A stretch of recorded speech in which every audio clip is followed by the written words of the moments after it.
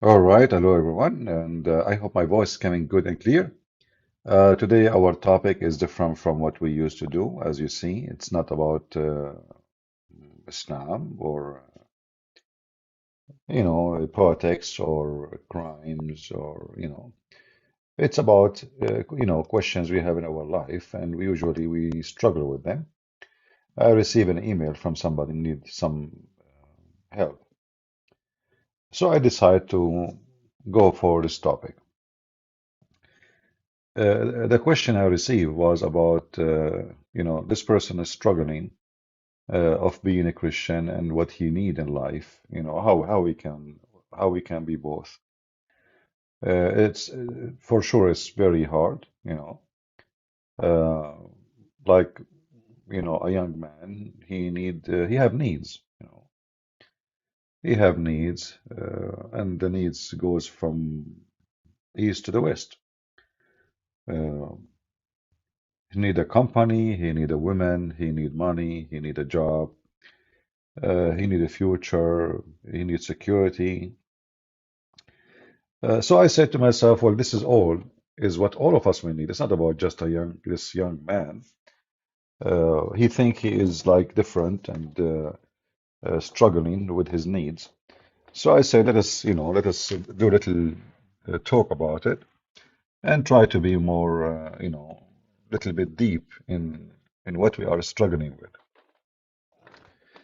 So I welcome everybody to share with us if you are interested in this topic. Uh, yeah, okay, Sam, give me the question. Give me the question. And if your question is stupid, I'm going to block you. So all of us, we have needs, and the needs can go from, different perspective of life and where we are, like what is our age, what is our gender, what our money position, skills, education. Uh, so everyone have his own different needs.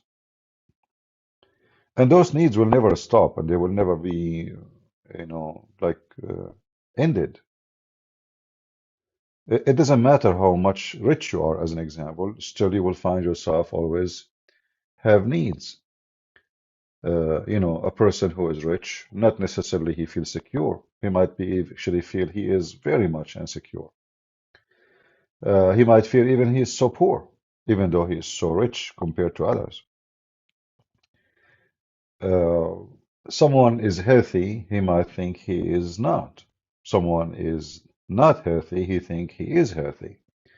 Someone is stupid, he think he is smart. Someone is not smart, he think he is smart. I mean, everyone, uh, you know, what I'm trying to say that we have different place in life, and each one of us, we have eyes. For sure, some of us are blind; they are not blessed with the ability to see. But we are talking about, uh, like ability to function in life around us and to see things. But each one of us, when we look, if you are walking in the street, you don't see yourself walking. You see people coming toward you or people leaving you, like, coming from your back and they are walking, maybe they are faster than you. So you see their back. And there is other group of people, they are coming to you and you see their face, you know, and your eyes is staring at everybody walking by, through you, away from you. And you will find that your eyes is looking around, trying to, let us say, make a map of what's going on around you. A map for the people, map for the movement, map for the occasion, map for your safety, uh, when you cross the street, when you don't cross the street, what people are wearing. In your mind, maybe you are thinking, look what this woman, she is very crazy. Oh, look at this, what this man is doing. Uh, so, like in life, you might be looking at people around you because you have a certain position, but always, whatever the position is, you don't see yourself. Your eyes is not capable of making you able to see yourself. So in your process of life, you will see everything around you, but you don't see yourself.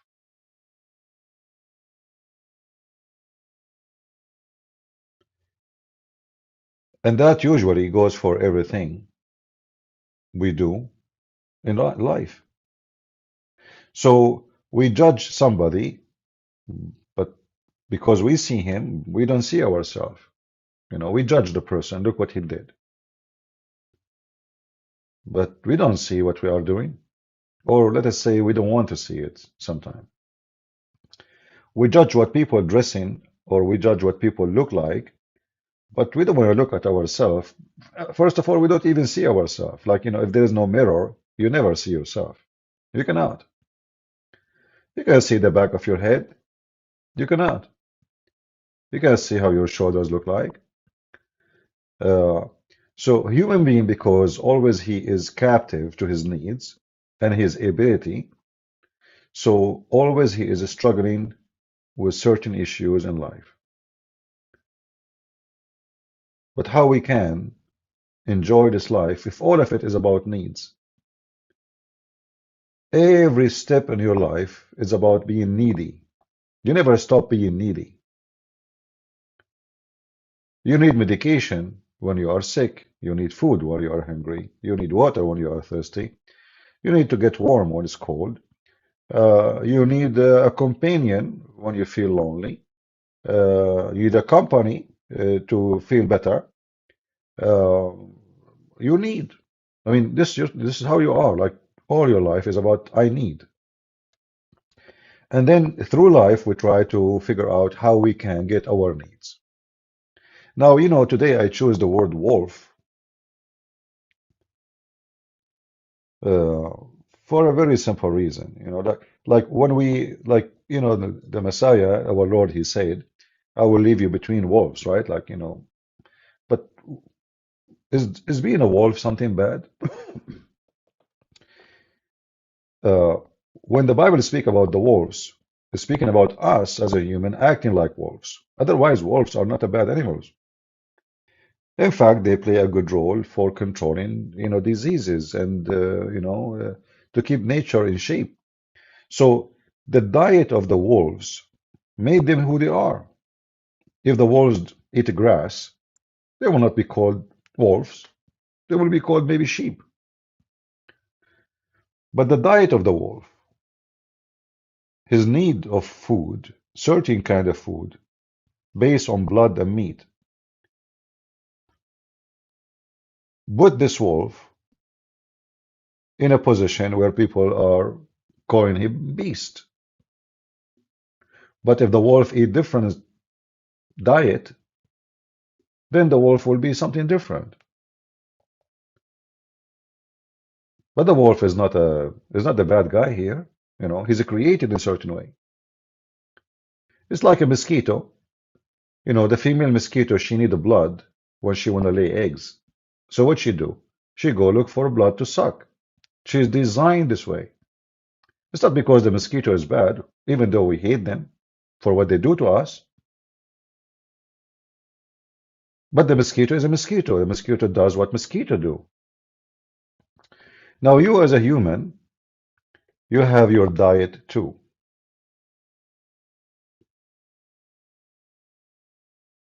And your diet is your challenge. The difference between the wolf and a human being, that a human being, he can change his diet. The wolf, he cannot.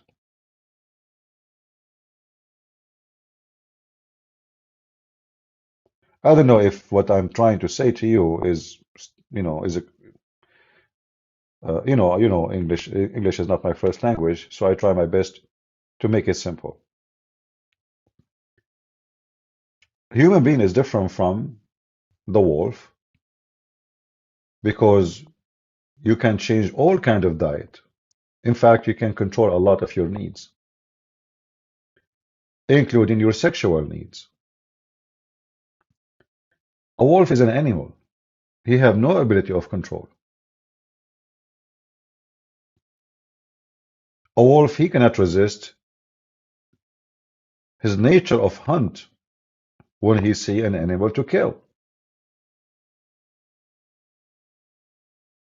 He cannot resist his, let us say, uh, uh, system, program system, that he should survive. And killing an animal is the way to survive. If if you have a cat in your house, maybe many of you has cats, you will see how the cat is, even the baby ones, she gets so excited when you move something in front of it, like something look like a snake or something look like a belt, or anything. Why? Because this cat programmed to hunt. Hunt is what they do. They have their sharp nails, which is very powerful, even though they are tiny cat, but they can kill a human being. In fact, there is stories about some stupid people. They decide to do revenge from cats for eating their food. So they close the door and they decide to beat the cat, and the cat killed them. The cat is just a small lion. So animals and a human, we share many things. But the difference between us, that God, when he created a human, he gave him ability to control his needs, to drive his needs, to be needs, let us say, legal, or let us say moral, or let us say legitimate, or let us say acceptable. Like a man, he want a woman. Well, the first need is sexual, you know. The man, he's attracted sexually to a woman, and the same for the woman. But the man, he can have sex with the women without marriage. He can rape a woman. He can, you know. He like a woman. She's a pretty. He decide to take her against her will. Here in this scenario, this human being is acting like a wolf. The wolf, he don't notice that this female don't like him or what he care. He want to take the female. She's a female. He's a wolf. You know, he will do whatever he can. If he can do it, he will do it. If he could not, then maybe the female is stronger. She will resist. So a human being is different because simply he can and he should like he have the ability to understand that there is something is acceptable even though the needs is the same. When a man he marry a woman, there's a huge difference between that and when a man he rape a woman. Both of them at the end, the rapist and the married man, they will have sex with the woman. But one he do it in a moral way and one he do it in a wolf way. So in our life we struggle a lot. Which way we should get our things and how we can get our things done. Our needs is endless. Our need for money is endless. Our need for position, prestige. Like you see a lot of people, like why somebody he wear very thick uh, uh, chain made of gold? What that will do? I mean, why I'm wearing that actually? Because this person in his mind, he have a need to show off, and he think if he wears such a chain in around his neck, he is more attractive and he is more powerful and he is more, let us say, flashy. Like he like to be under the spot of light, and he think that those things will add big value to him. Other person, he will not even put that chain around his neck, even if you kill him. So there is a human being, he put a chain because he think this is a need, And there's other human being, he think this is absolutely stupid need to have. The difference between the first one and the second one, that the first one who have the chain, he think he grew up in a society or a culture where having those things in your neck will make you look better, make you look powerful, make you look that you're capable. Like I have money, right? So like you want to convince a woman that you are making good money, then you wear those things. You wear flashy clothing, which is very stupid, by the way. It looks stupid and silly. But you don't blame them because simply this is where they live and the society they are around, it's that way. They worship those flashy things. The man, the simple man, value is not in their culture. In different place, you might see a man, he is more respected for he is simple, way more than someone he is putting those golds and silver around his neck and his hands, wearing expensive watches. Uh, but as we said, everyone he have his own way to see needs. Like when a man he go and buy those expensive watches. I'm not. I don't have. I don't wear a watch. Last time I had a watch, it's when cell phone appear, in the market. Since then, I did not have a watch because simply why I want to have two watches? I mean, the cell phone is a watch, and you carry it with you wherever you go. So why you want to have a watch? So I find there is no need for it no more. So I dumped the $10 watch from Walmart. But you will find somebody he want to buy a watch costing maybe $10,000, 20,000, maybe some they say there's some watches for 100,000. I don't know. But why I need that watch? Because simply this person he see himself in that watch.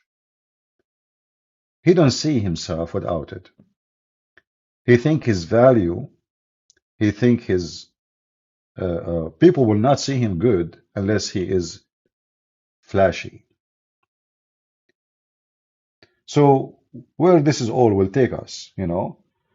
We have the young man who emailed me talking about his needs and he's struggling in life how to be Christian.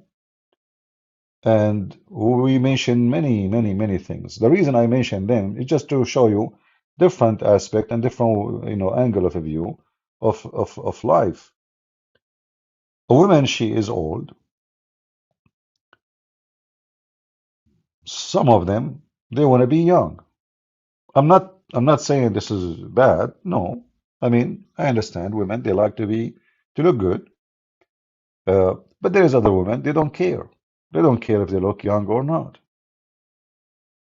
So the perspective of need change from a person to person, from a place to place, from culture to culture.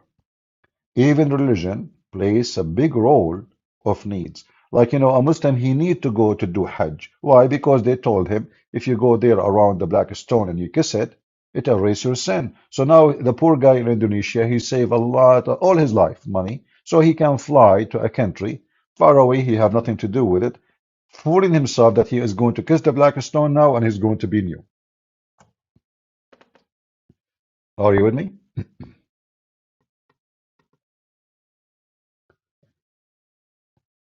So because now he have a need based on his religion, he is going to waste all his money.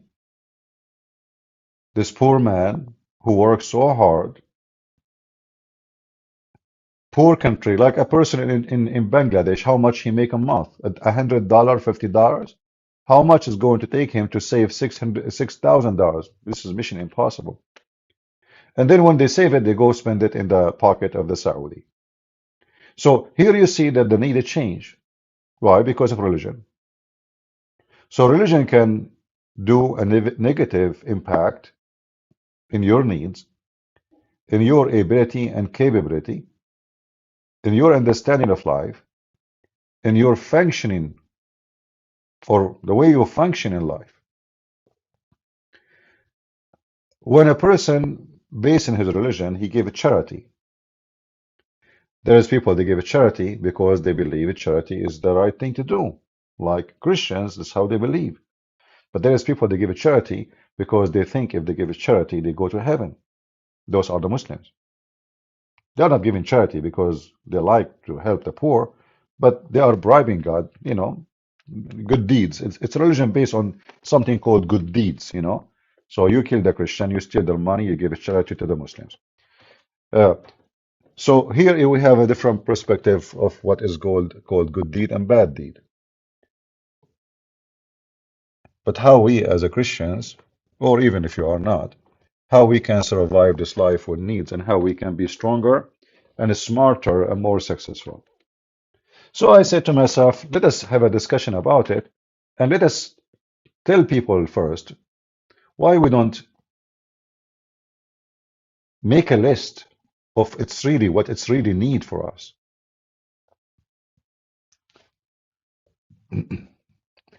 Who of you here can tell me what is the most important need he think about?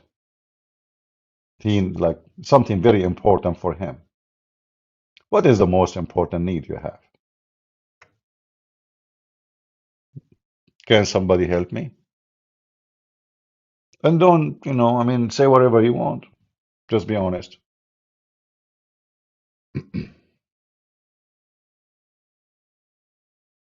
Water, Hmm. God, air, health, oxygen, honesty, wife, ability to provide, family, Jesus, security, keep health, salvation, wisdom, physical or spiritual. What about?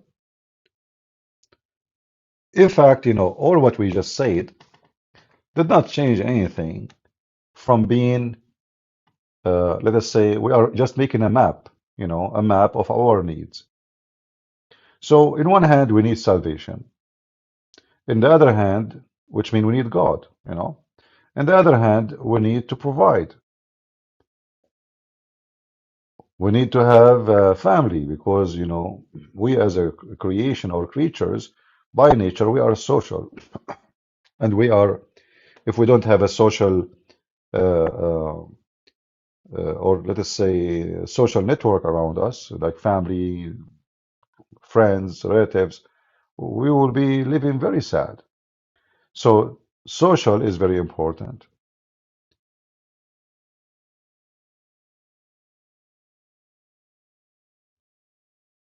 In the top of that, we have to focus all those things based on our needs, like sexual needs, money, material, health, work, money, you name it. All of those, we have to make them go in one side and not to break the rules of being a Christian. So let us say break the connection with God, because the second we decide to have our needs out of order, we decide to be away from God. So for a Christian, some they say it's really very hard for a Christian to be able to have his needs. Still, he is following the book.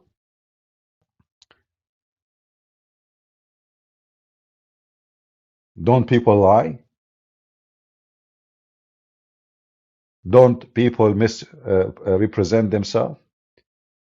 Don't people every day claim something about themselves they are not? As an example, just to make it simple for you, when a woman and a man, let us say a man, he like a woman. So let us say he is a decent person, he want to marry her. He is not trying to play games. He's not trying just to get the women in the bed. He want to marry the women. But the first thing a man he do, and the women will do, is to present themselves in a good way. So you put yourself in a display in front of this woman, and you try to show her always the best of you, like how smart you are, how funny, how people like you, uh, how much you take care of yourself, and you like to see if she like what you dress and how. So like you present yourself always as if you are in a display, because at this moment it's the time to impress this woman, so she will like you. In the other side, the women, she do the same. So she put my makeup and eyeliner, lashes, lipstick, perfume, and she tried to present himself like a flower in front of you. So at the end of this, both of you are presenting something is not you. Both of you are trying to convince the other person of something is not you. Because if this is you, you do not need to do those things. So those things became additional in your needs, coming to the first need, which is to have the women and for the women to have the man. So now we have additional needs, which is buying expensive clothing, perfume, accessories, watch, necklace, earring, expensive makeup. But those are not part of the needs. Supposedly the need is the man, he want to marry a woman. He like her, she like him. And suddenly we find ourselves swimming in other lake of needs, which is spending a lot of money to convince each other that I am good, and she convinced him that she is good. That is the wolf inside you.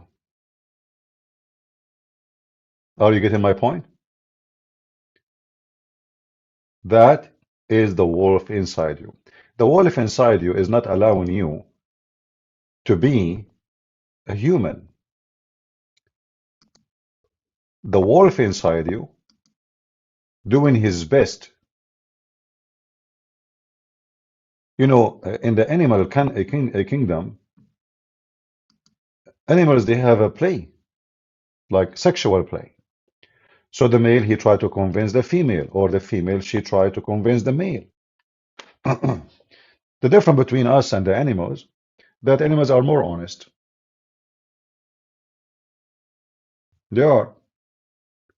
Human being, he try to present himself in a way by covering himself by accessories, hoping that those accessories will make him look better and more appealing. So if I have a big house, I am more appealing than someone he is else, another guy, he don't have a house, or he have a small house. If I have a nice car, I am more appealing for this female from someone. He don't have a car, she will take a bus. Well, which one you like to marry? A guy, he do your grocery and you are sitting in your car. And maybe he have a driver, you never know. Or a guy who will say to you, take the bus. So the needs are the same, and then the accessories they come.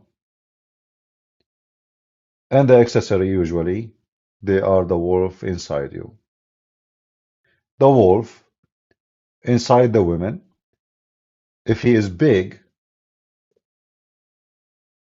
if her teeth say is big, then she will choose the man who have money, not necessarily intelligent, or he is, a good company. No, no. She is ambitious to have like meat every day in the table. She is the wolf inside her want to eat meat every day. She don't want to eat, simple dish of salad with the guy who work hard work and he come back home and he's smelling so bad, and maybe the shower, the hot water is not working. Maybe they don't even have hot water. So the wolf inside you decide what is your target and how you can accomplish your target. So some of us, they can control the wolf inside them and make him, let us say, a sheep, very friendly, easy to move around. Other of us, they will not even try. In fact, they try to feed the wolf inside them to be bigger. And those people usually, they never ever be happy. We have a Muslim, he keeps saying to me, he found an error in the Bible.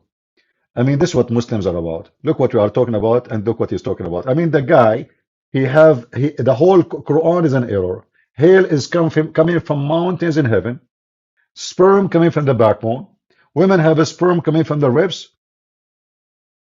And he is talking about error in the Bible. You know, this is what I'm talking about. You see, those people, they have a wolf inside them, and they want to feed the wolf. They don't see the hump. They are like a camel. The camel, he have a big hump in his back, but when the camel, he look around him, he laugh at the horse, he laugh at the donkey, he laugh at the sheep. Look at them. Because he don't see his back. Those are the Muslims. And this is why today we are trying to understand life better, not to be like them. They are following a child molester and they think he's a good guy. I mean, the guy literally, he F a 5 years old girl. And then he is the best of mankind. Why? Because the wolf inside them ate the truth. Don't let them even see the truth. They become blind. They don't dare even to question. So we as a Christian, we have a different way to see life. We are not the same as those Muhammadan who kiss a black stone and they think it is God's hand. We are not stupid. Going back to our topic, I'm sure the Abdul who told me he found an error in the Bible, now he is sorry for what he said. What a bunch of dummies. Look at you. I mean, you have religion, half of your book is about the penis and down. And you are coming to us to talk about my Bible, you idiot. So going back to our topic. How we can manage the wolf inside us.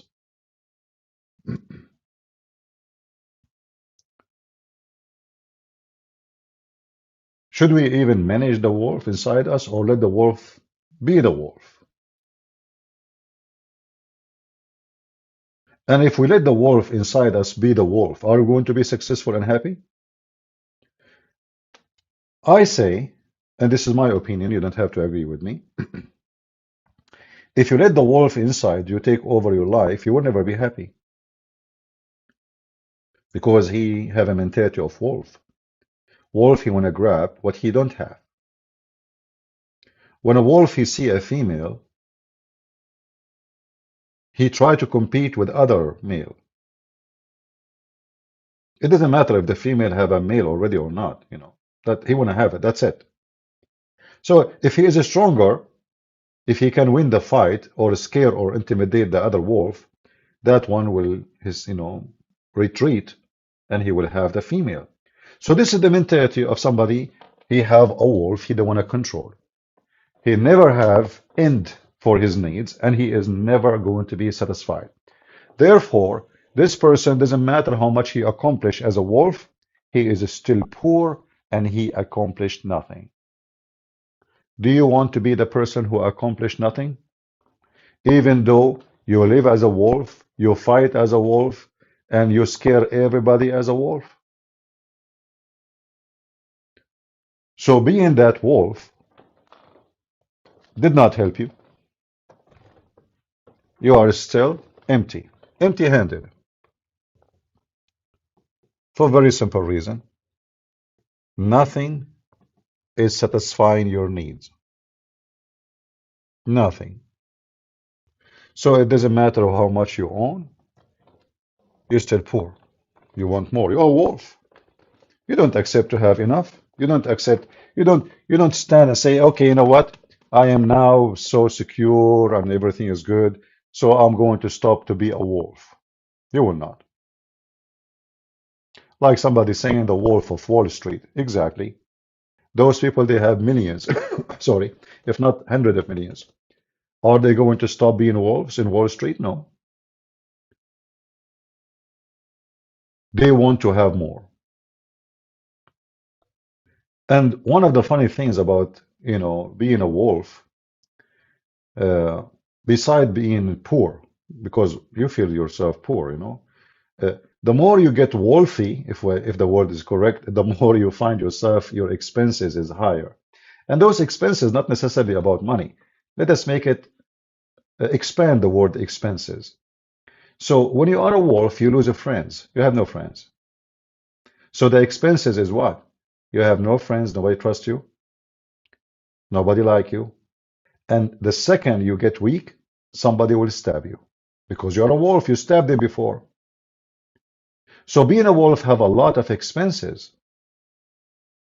You might be successful for some time, but time will come and bigger wolf will take on you.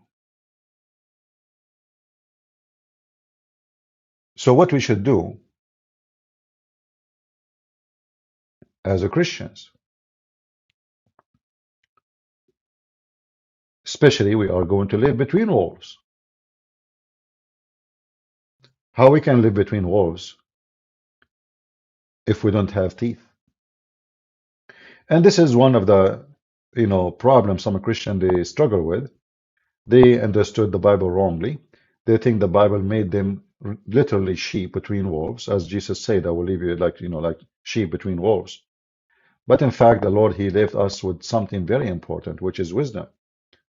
Wisdom can overcome the sheep weakness and can destroy the wolf sharp teeth. Wisdom is very important to be successful, to be protected, and to be able to destroy all your enemies, which you don't want to be, to be their enemy, but they are there.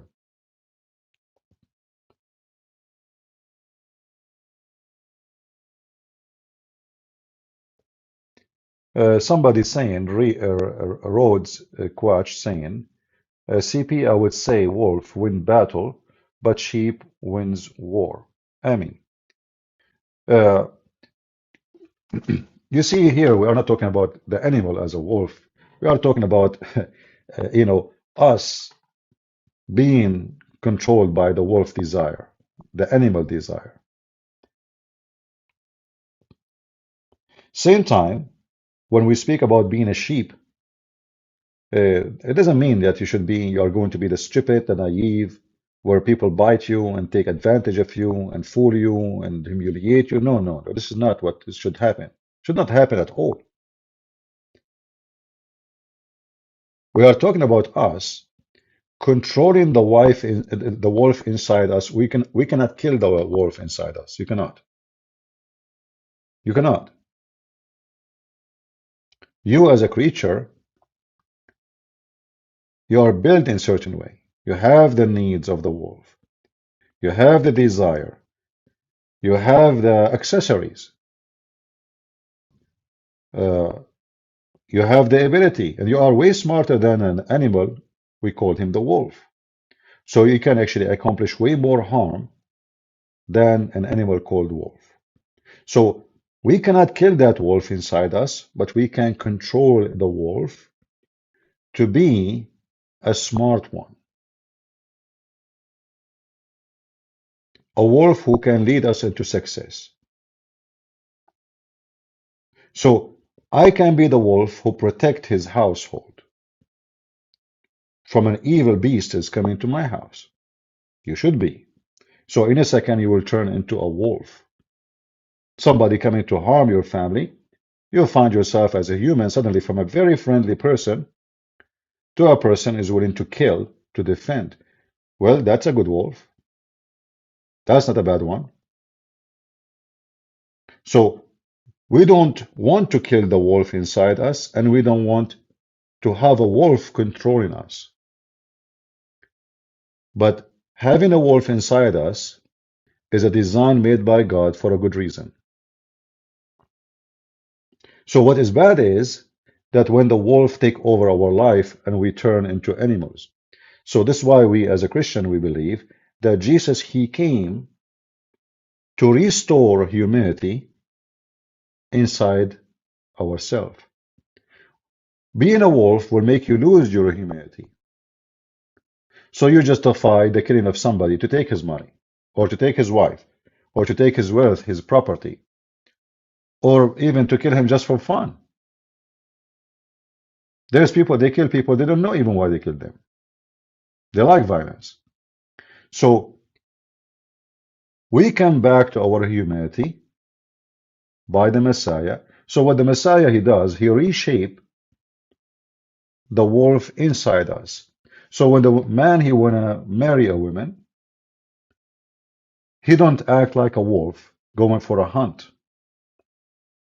And when the woman she is looking for a man to marry her, she will not go in for a hunt as a female wolf. And that will replace the wolf inside us with decency. So then our needs will be legitimate and we will be able to be happy. Because remember, as we said, if you have the spirit of wolf inside you, you always want to have more and you are always seeking intimidate, like you intimidate somebody else in order to be in control. But if you are a person who control your wolf, then you are happy with your place. So, you get married. You don't need another female. That's it. I'm married. I like her. I love her.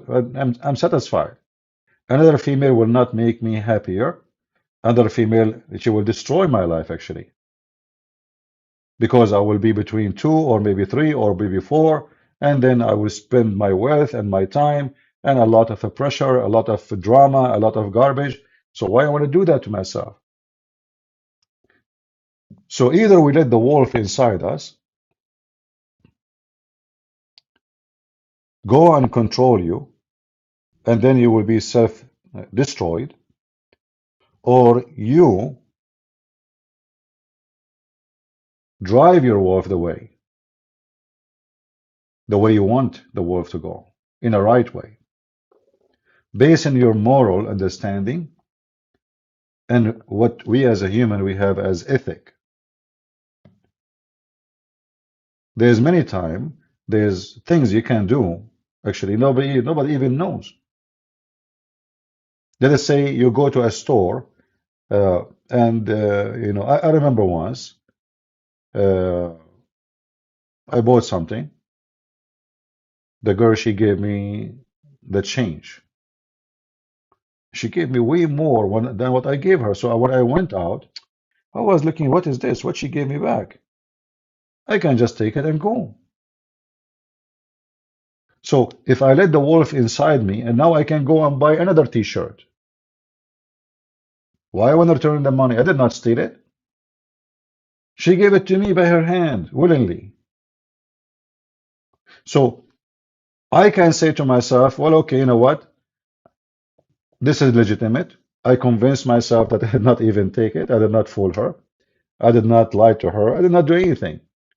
She start counting. I don't know where her brain is. Maybe she is worried about something, her family. You never know. So she gave way more extra back than what I should have. Actually, more than I paid. Way more.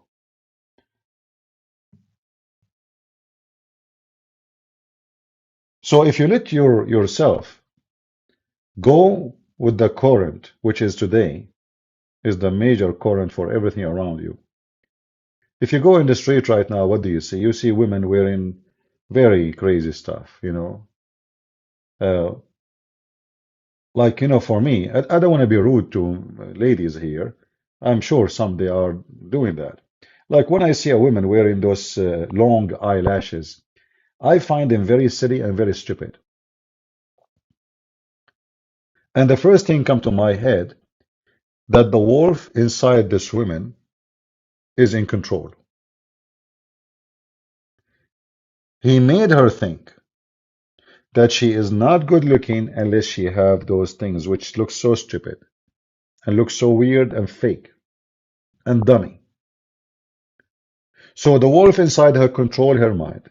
So now she is buying accessories, putting accessories, fake boobs, fake eyelashes, fake hair, fake glasses, fake eyes colors, fake butt. I don't know. I mean, there's endless fake stuff.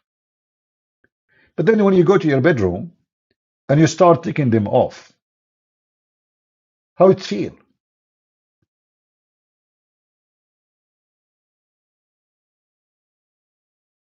how it really feel. I am sure it feel horrible, especially if you are a young lady and you do not need those things. I mean, if a woman, she is old, she need to put extra makeup, I understand. But mostly those who do those things is the young ones. When a woman, she walk in the street and her skirt is not even 1 inch. I mean, what are you trying to accomplish?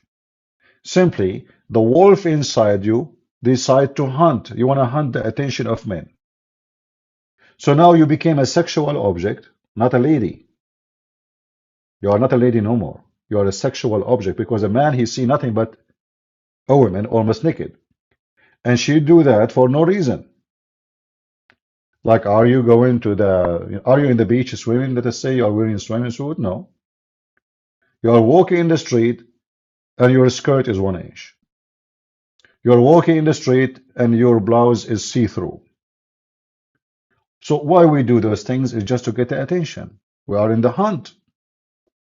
The wolf inside us want to hunt as many as we can. And then there's many males will give us attention because of the skin, because of the ass, because of the legs, because of the lips, because of the fake eyelashes. Many they will give attention. And then from those men, we will find the hunt. Maybe one, maybe two, maybe three. One of them, maybe two, maybe we don't know. They are good for the hunt. It's like it's a trap. Same for the men. The men, they don't use those things usually. The men, they have different accessories.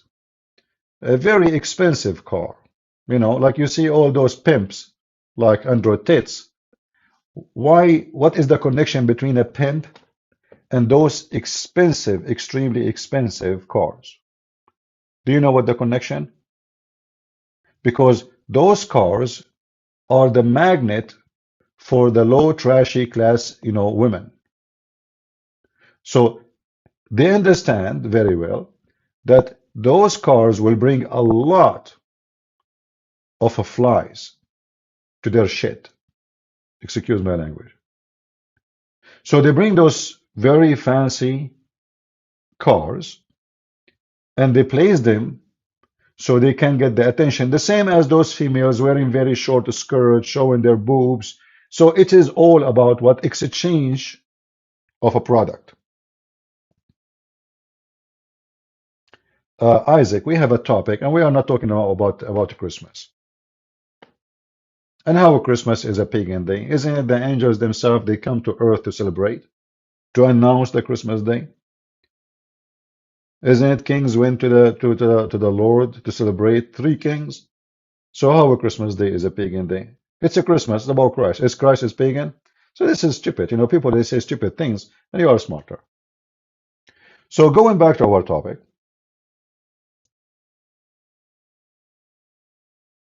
if we decide to live like wolves, then we will go and join a filthy university like Andrew Tits. Because what? Because you understand that this wolf, he was able to get so rich and he got all those hookers around him. So you decide to be a pimp like him and you think this is success. And then you see that they say to you that someone like this, he have a great influence on young ones. Why young ones? Because young ones are fool. Young ones have low experience in life. Young ones is easy to deceive, to control, to drive, Like you will see all those who they want to join Al Qaeda, they want to kill, they want to commit suicide. They are young, very young. An old man don't do that. An old man, he don't go and explode himself. You will not see an old man doing that. You will see only very young because they are foolish, easy to control, easy to drive. Few words, hey, okay, let's do it, okay, bye-bye, and then he go and they die. And you tell them you will get virgins are waiting for you and he's horny. So now our duty, if we are the growing one and the mature, our duty is not only to control the wolf inside us, but to train people around us, family member, children, how not to be driven by wolves. and not to be an animal who seek his needs by being an animal. Are you with me? So if a woman she want to find a husband, nothing wrong with that. Absolutely nothing wrong. Same for the man. That's the right thing to do. How that can be wrong? But it's going to be very wrong if we practice the animal hunt. The animal hunt never been something about honesty. You see, when the cat she wanna catch a mice, she don't go in front of the mice and say, "I'm here." She sneaks, she go around, she walks slow. I mean, it's amazing how they do it.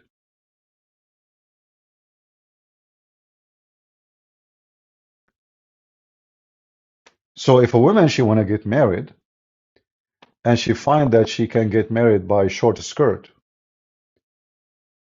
well, you might get married by short skirt, but you might get divorced by short skirt too. Why? Because the man who married you, he did not like you, he liked your legs. So as soon he see other women legs nicer than yours, he will leave you. If you were able to convince a man that he should marry you because you have big breast, which is funny. I mean, with my respect to everybody, I don't know. I mean, that's really funny that some people they convince themselves that the women have big breast is more beautiful. We are not marrying cows, we are marrying women. Same time, you are marrying a person, not boobs. So if you convince a man that he marry you because you have a plastic surgery and now you have a boost of silicone and they bounce like a balloon, well, he will leave you for the same reason. As soon he see a woman, she have better balloons than yours, he will give, he will fart at you and he will turn his back and he say bye-bye. Because simply you were in a hunt and he was in a hunt. He was hunting for big boobs. You gave him your boobs. He got what he want. Later he got something better. Okay, this is what he's looking for, and this is what you got.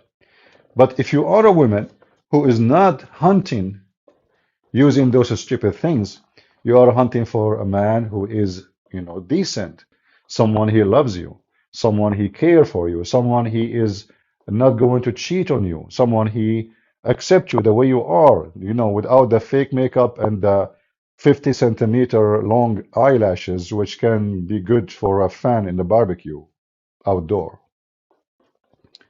So if a man he loves you for the way you look like, he will never leave you.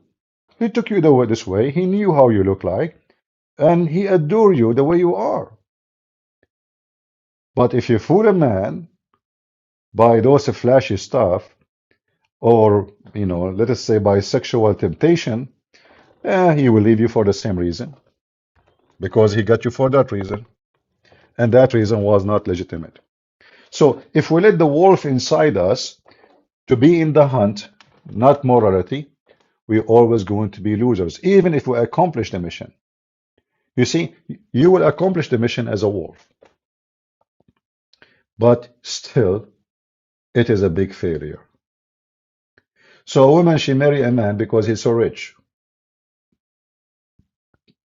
She favor a man because he have money, and she refuse a man, maybe he loved her, but she don't have money. Well, she will get the money, for sure, but then she will notice that she did not get what she is looking for. She's still unhappy. She will never be happy because this marriage never was real, and nothing about it real. It's just about material.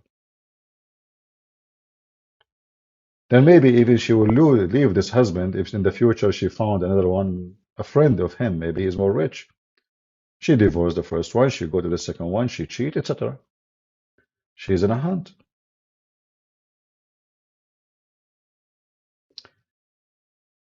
I told you a story before about a fisherman. This fisherman, he go every day, early in the morning, very early, like maybe 3 a.m. in the morning. He go fishing. By 7 a.m. they go back. By 8, they are already they sold whatever fish they have, and then they go to like a cafe in the small fisherman village, and he sat with his friends enjoying his time the rest of the day. So there was a city man coming to the town for vacation. So he liked this fisherman, how hardworking he is. So he told him, "What do you do now for the rest of the day?" He said, "Nothing." He said, "Nothing?"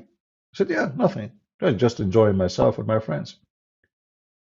He said to him, "You know, if you work 8 hours extra, you can double your income." The fisherman said, "Okay, I'm listening." He said, "If you double your income, in 1 year, you can buy a boat of your own. In 2 years, you can buy two boats, and then you hire more fishermen. In 3 years, you can buy three boats, and that goes, etc. And then you will have a company, and you will be rich, and you will be able to retire early, and you can enjoy your life." After the plan is being said,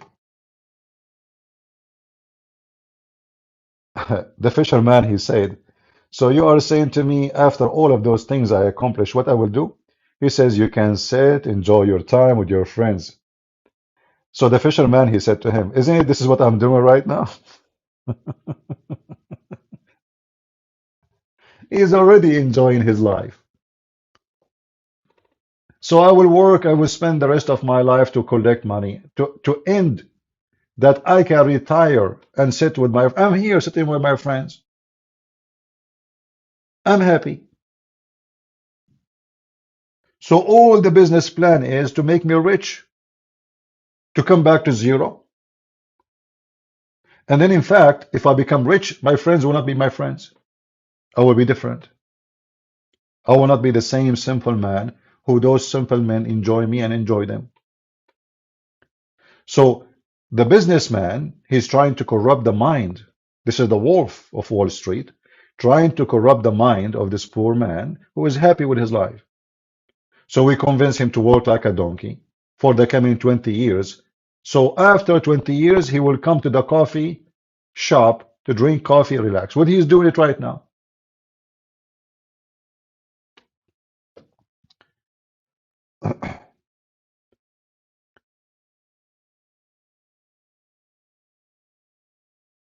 So when we seek to accomplish things in the wolf mentality, we will end in the wolf coffee shop, where everybody around us is a wolf, and everybody around us want to snatch a piece of us if we get weak. You see, a wolf, he never enjoy his security because sooner or later, a stronger wolf, he will take over.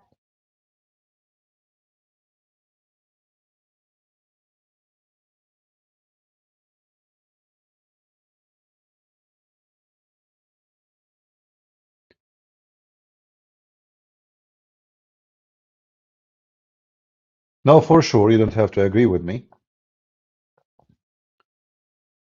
Uh, you choose how you live your life, but this is my advice to those who care. If you have the wolf mentality, you will be always unsatisfied and you will never accomplish anything. It doesn't matter how much money you make. It doesn't matter how many things you have. The wolf inside you will not make you happy because you always want more. You cannot stop that wolf because you let him take over you for a long time. So even if one day you said to yourself, "You know what, that's it. I have, I mean, I do not need more of this," but it's going to be extremely hard. It's like, somebody is addicted to drugs. How you can stop suddenly?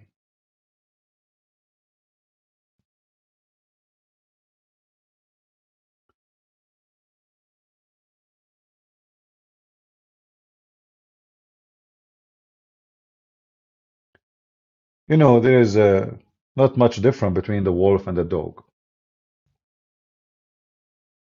Both of them, they are from the same family. Even they have almost the same sound, the same head, the same number of teeth, and they bite. And both they eat meat. But there is someone you can trust him to sleep next to you in the bed. And there is someone you will never trust. You will be scared like hell.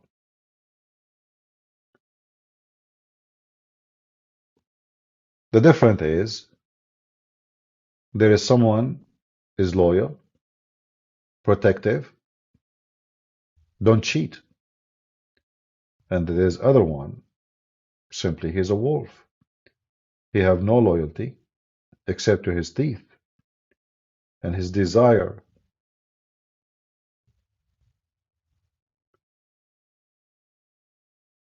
So you have always to make a choice. Either you decide to live with the wolves and you become one of them, and then you have no one to trust. Because, even if you live between good people, because you have a wolf inside you, that wolf will not let you enjoy trust of anything. You don't trust, you always suspect everything. You're a wolf. You want to snatch, you want to steal, you want to take, you want to come in the dark. And because you have such a personality, then you will never be in the relaxed mood. Because simply always you are in fear and always you are suspecting your ears. They have to keep moving, the radar. Who's going to hunt me? Because you're a wolf, you think the same way. When a person have a good heart, he might make a statement. It might be stupid or foolish or whatever. But when he speak in front of someone, he have a bad spirit inside him.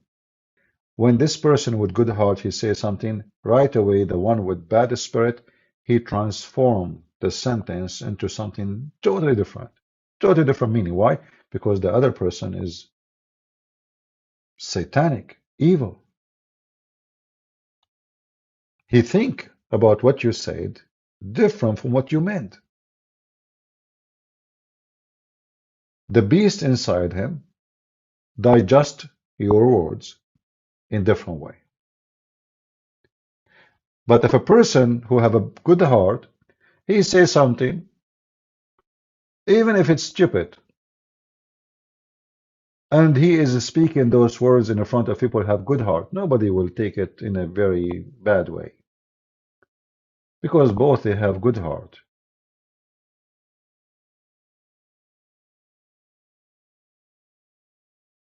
So it's very important for us, in order to control our wolf, is to learn how to control our desire. Our desire for money, our desire for accomplishing things. Like, you remember last week, I have a very bad flu.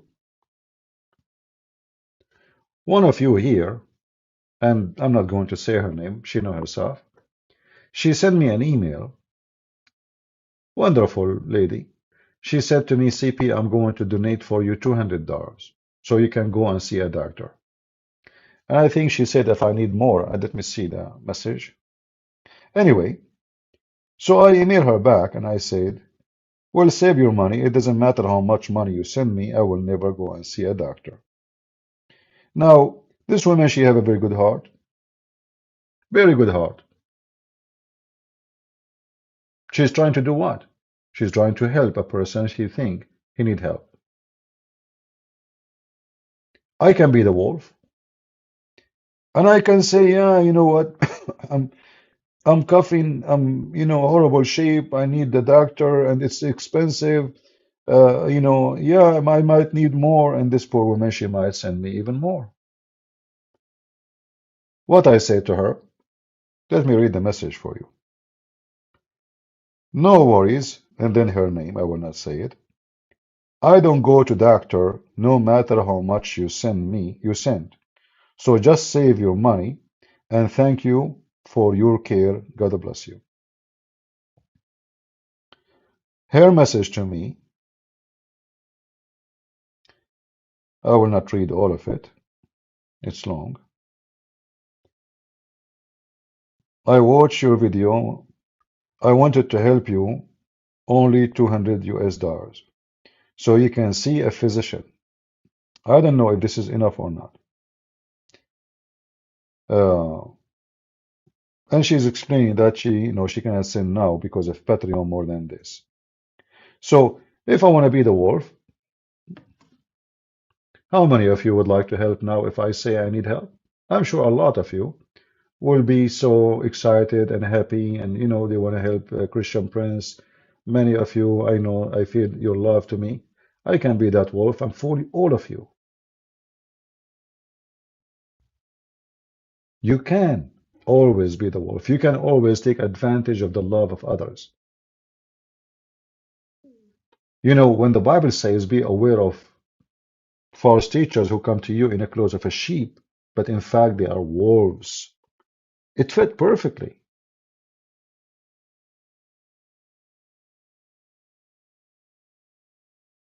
So there is people, they have good heart, and sometimes those people who have a good heart, they can be abused by the one who have the mentality and the spirit of a wolf.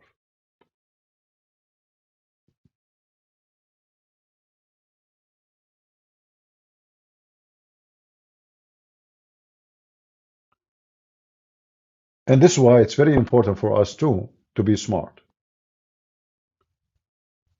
It's good to have a good heart. It's good to try to help somebody.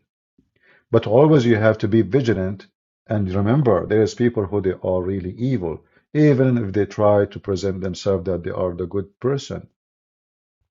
In fact, I am going to be worried more from somebody coming to you in the clothes of a sheep, from someone is coming to my door and he is a wolf. Because the sheep, look, it can be the wolf who is trying to hunt me, but he wants me to relax and turn my back when I open the door for him. But the wolf who is coming to your door in the shape of a wolf, you are ready for him. You saw him, he's a wolf. The scary one is the one who come to you in a different shape. And here I will show you an example of stupidity. Yeshua, Rab, he said, CP, do you think Jews are also wolves? What does that mean? What does that mean for God's sake? I mean, guys, do you think Jews are also wolves? What does that mean? Why is the Jews coming from different galaxy than the rest of the human being? Whatever we said, it goes for everybody. Why people are stupid? Are you driven by your hate? Do you have to mention the word Jews now? Like the wolf inside you could not enjoy the time and the conversation without going and hitting the Jews. Like, let us jump in the Jews and eat some of them.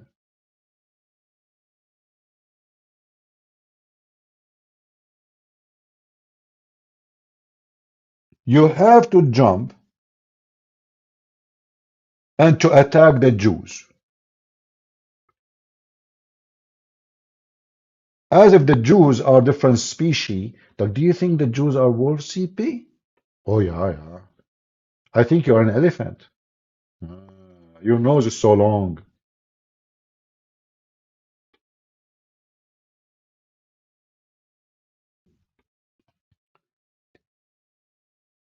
This is why we always have to be smart and not to let the foolish one to turn us into wolves.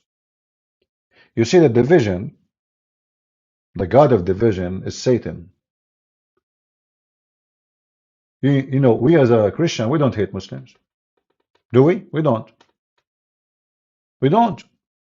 Imagine if Muslims, they think about us the same way. Then Satan, he feel.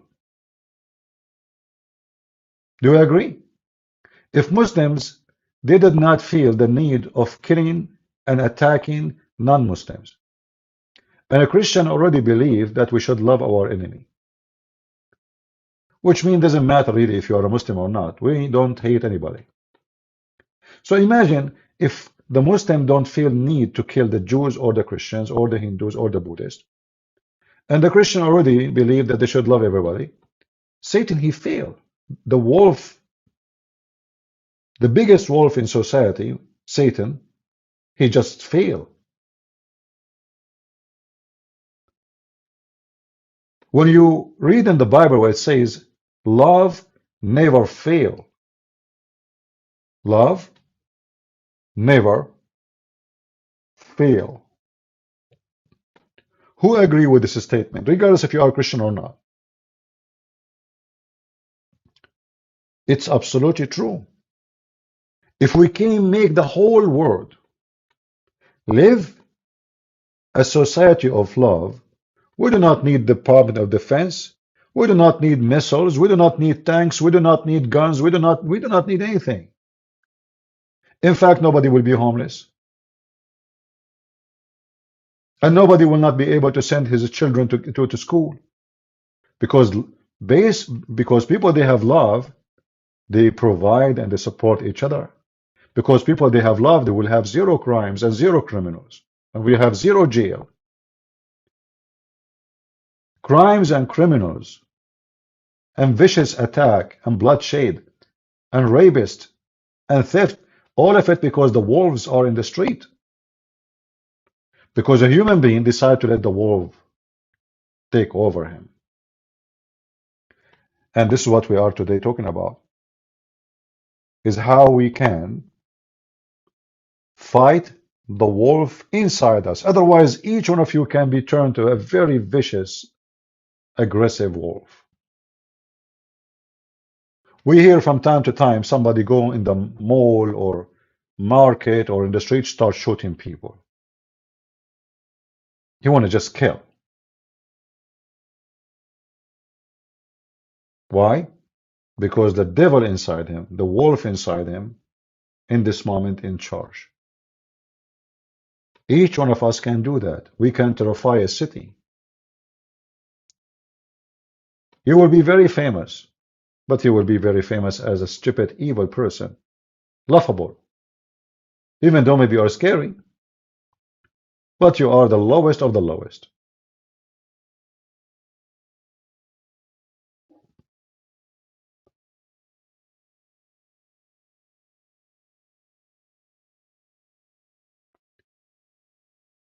So today, our topic was, and it is, about how not to be the wolf. However, remember one thing I said to you. It's good to be a wolf sometime.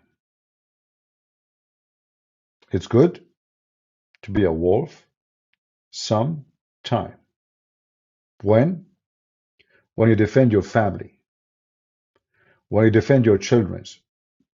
When you defend someone at risk. Which means to be a wolf to defend, to rescue. Like you have a strong strength of a wolf or the strength of a lion. The teeth of the lion. To rescue, not to kill. Even though maybe you need to kill in order to rescue. Like somebody is coming to your house, want to rape your wife, want to kill your children. What do you do? Are you going to be the sheep? No, you have to be the lion. You have to use all the teeth you have. So there's a time for war and there's time for peace. There's a time where you are the sheep, which is maybe, let us say, 99% of your time. But when it's time to defend your family and your society and your people and your whatever beloved people you have the permission of God to be the Lion of Judah.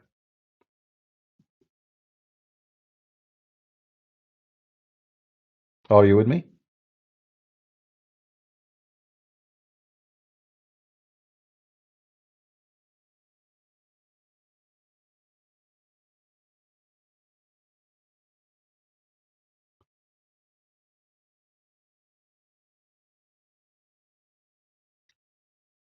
Sometimes you have to be a beast in order to fight the beast.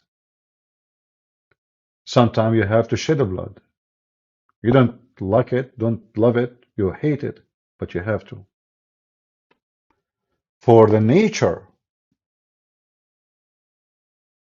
of the crime, sometimes to stop that crime, you have to use the tools of death.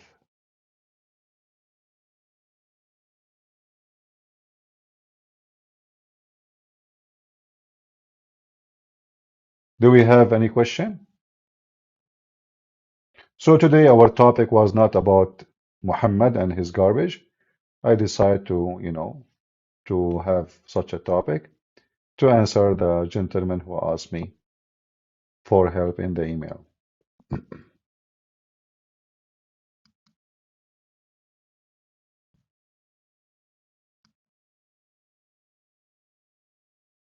All right.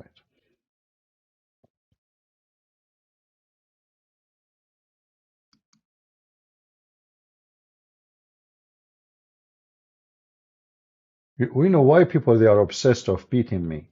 I keep receiving messages from people they want to meet me, and why you want to meet me? I'm serious. Why you want to meet me? Why anyone want to meet me? What for?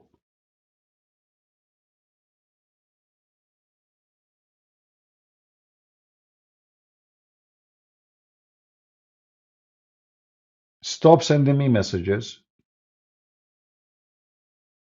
especially if you are a female.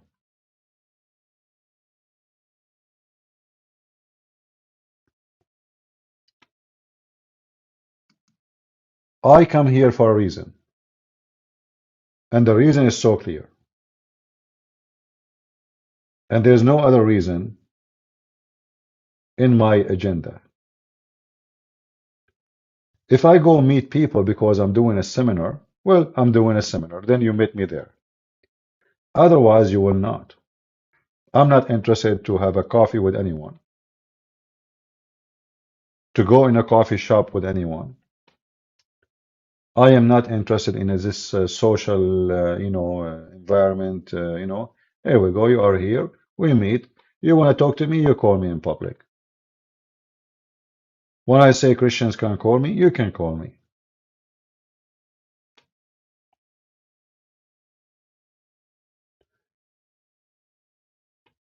If you love me, really, if you love me as a brother, then especially women, they should stay away from me.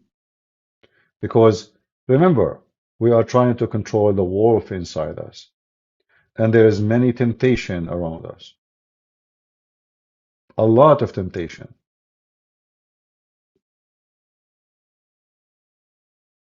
In order to protect yourself, you have to take an extra protection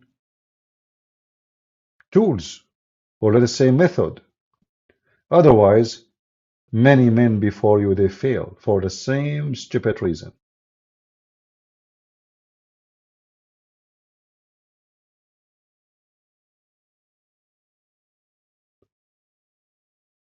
Promise, CP, we all love you. I understand that, but there's no need for, people to. Sometimes I feel like it's a harassment. That's it. I said I don't want to meet anybody. That's it.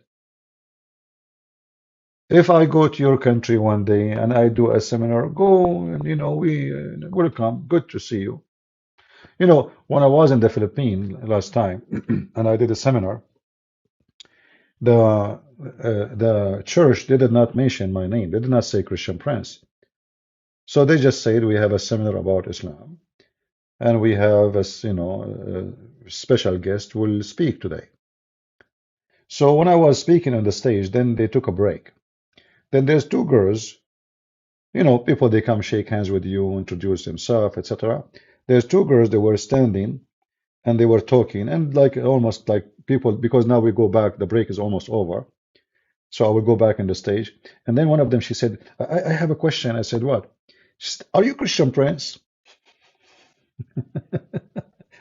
I said, maybe. She said, see, I told you.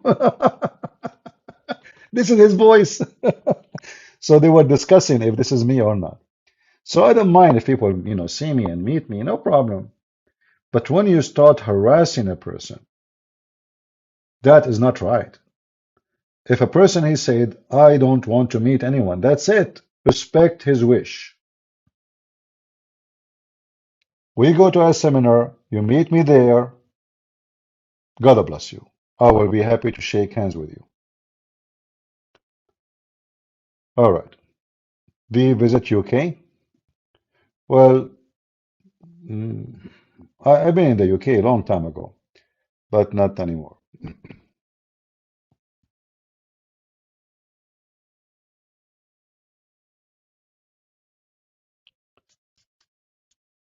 Yeah. All right. Any question?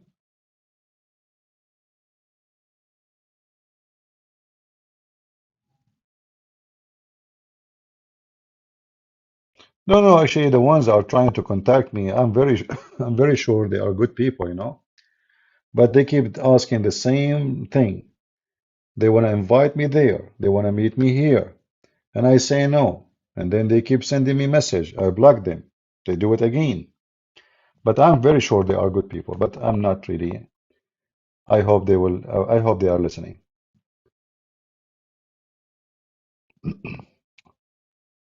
Thank you, Mario. Any question? Do you do similar with Zakir Naik voice? Sometime. Yeah, you see, like actually, my seminar depend. If I have a translator, then the seminar is not going to be the same because you lose. Let us say you lose the spirit of yeah, like when people hear you directly and they understand the language, it's different. Uh, like sometimes you do seminars and you have a translator because nobody understands English. For me, this is the worst because simply people will not enjoy a sense of a humor very well. And mostly the translator will not be able to translate good.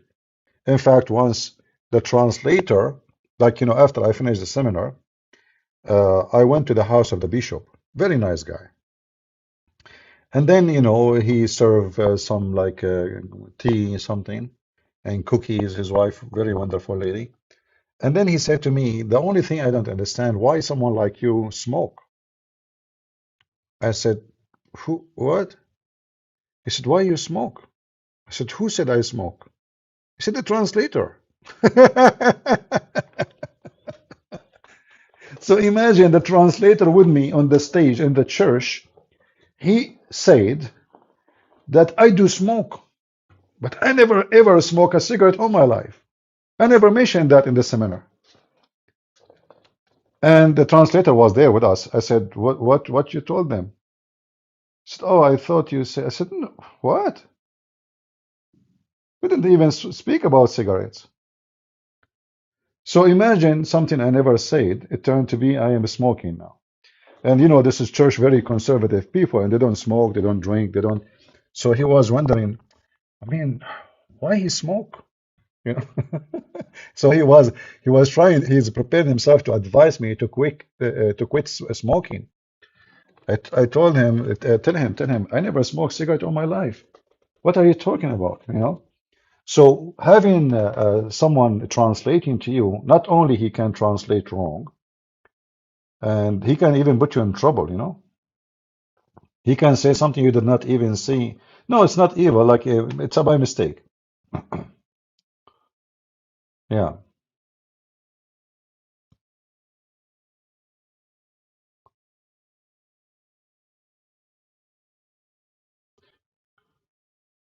you are so calm and serious, but when the Zakir Naik character is so the opposite. No, in fact, when I do a seminar, like it's very people love it. It's very funny. It's like a comedy show actually. Uh, but that happen only usually when there's people who the audience they speak English. You do not need translator. The second you need translator, that's it. I mean, the meaning is gone.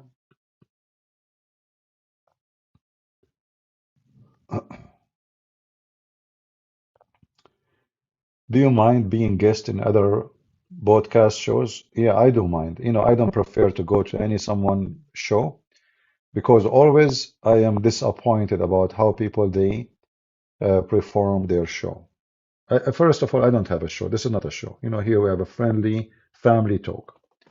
Uh, so my experience, each time I get invited somewhere, I find it very boring, to be honest with you, and disappointing.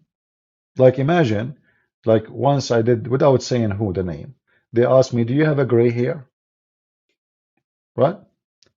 Uh, I don't know. I mean, questions very, very stupid and very silly. I thought like they are inviting me to talk about, they want to ask me serious questions, something hard to answer about Islam, etc. And then they are asking me questions about how I look. And then I said to myself, from now on, I will never be in a program. The one who is running the program is a female.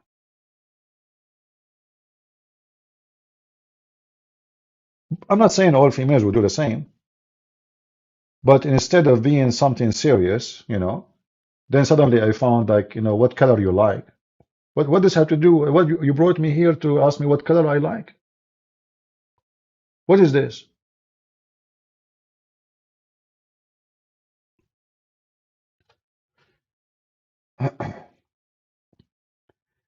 Anyway, like there is some people they make a good let us say companion like David Wood and Apostate Prophet. They go always live together. They match. Okay, people like it, find them funny. Yeah, good for them. But for me, I find such a format very boring because nothing there is serious, as said, and nothing, no real education. Like we bring a topic about he said, she said, ha ha ha, that, la la la, It's like a coffee shop. But people like it, no problem. I mean, maybe you can learn something. But in our program, we put reference on the screen, we share links, we challenge people. It's like something really, it's like a classroom, but in a family way, like, study at home. My young bro is bullied in school.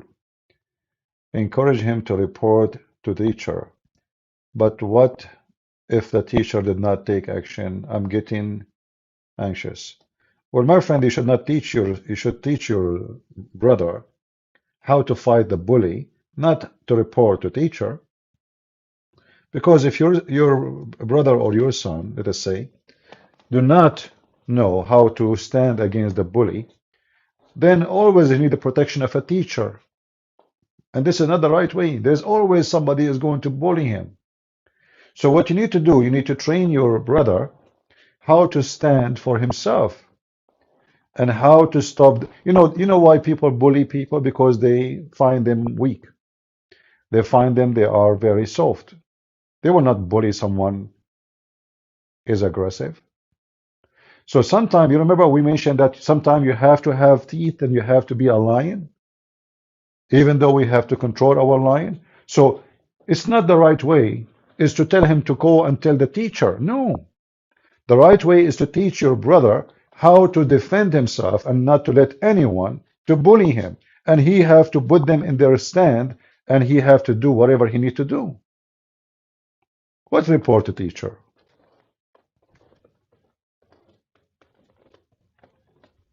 I never even,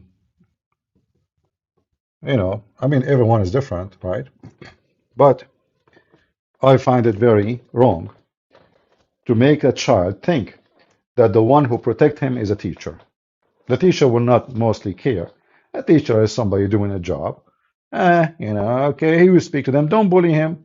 2 minutes after they go in the corridor or in the bathroom, restroom, and they bully him again. The only way, my friend, is to teach your brother or your son how to stop the bully, how to defend himself, nothing else.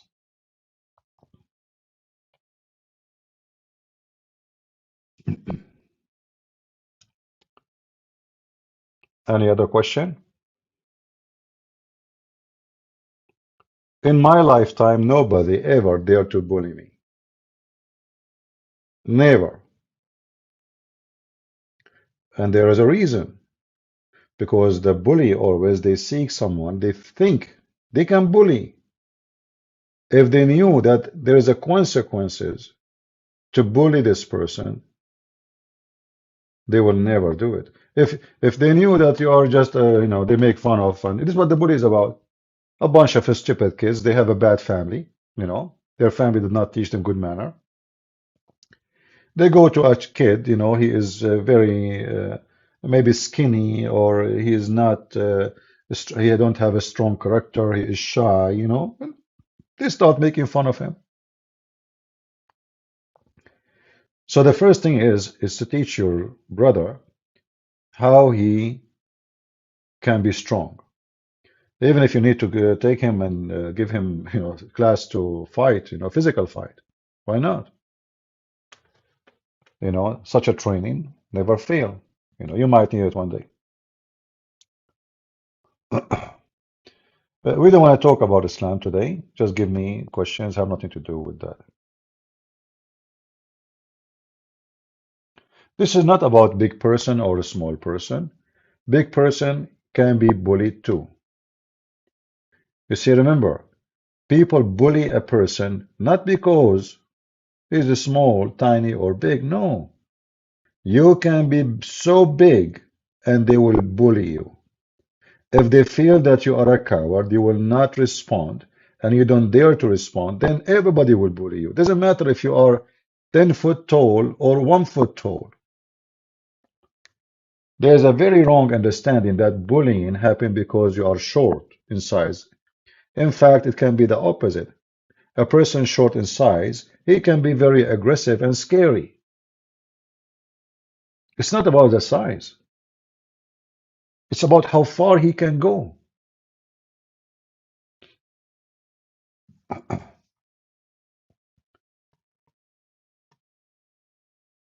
How you respond to physical bullying. You defend yourself physically. As simple as that. If somebody want to beat me, I will beat him. Do we need a question about it?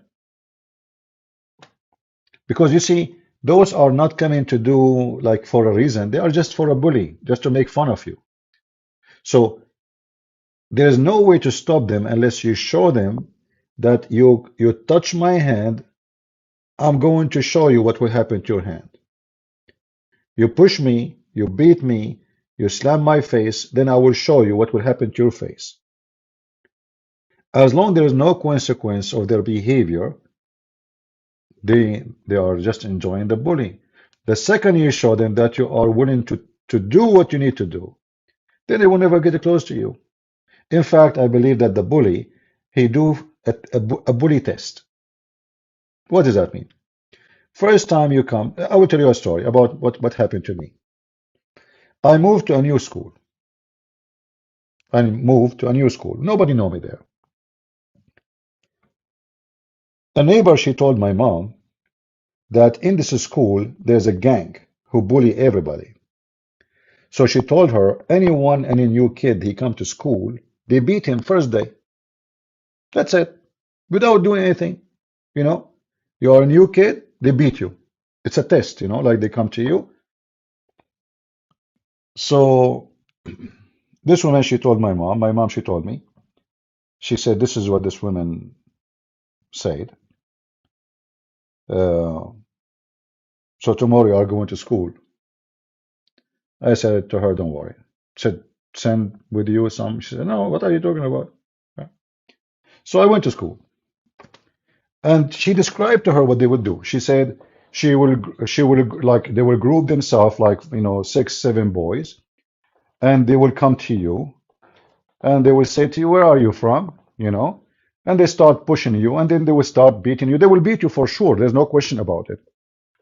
So I went to school. I look for them. I look where is the, she described how they do, what they look like, etc. So I look for them. Obviously, right away I saw them. So I came to them. I came to them myself. I said to myself, why I'm going to wait for them to come to me to beat me up. Let me go and beat them up. And this is exactly what I did. I know they are evil. They confirm to me they will beat anyone come to school. It doesn't matter. You are nice, not nice, bad, good, doesn't matter. So I went there. I walked to them. I said, who of you are looking for a fight? Who dare? They are looking at me like, what? You know? And then they start looking around to see if I have people with me. Like, is he alone? I mean, who is this guy? This is the new kid is coming here. So they start looking around and they were like, huh. So one of them, after they start looking around and they saw there's nobody. So one of them, he got brave. He said, me. Right away, I hit him in his, because I know they will hit me in 2 seconds from now. So what I'm waiting for? So I hit him in his face right away. I made him bleed. I grab him and all of them, they start beating me together. So I'm beating one guy and all of them, they are beating me in the same time. But second day, all of them, they become my friends because they notice that this is not the guy you want to play with from the first day. So you know they are evil. You know they will beat you. And I said to myself, what I will do? There are many. I'm alone. I'm not going to bring my family with me every day or the cousins, you know. We are not going to launch a war. So I have to deal with it. So I look for them. Who of you want to fight? They got intimidated in the beginning. And then one of them, he got brave. He said, me. I did not give him a chance even to speak one more word. And then right away, they noticed that this guy will never stop beating us as long as we try to beat him. Second day, we become friends. And then later, I became the boss. This is how they are.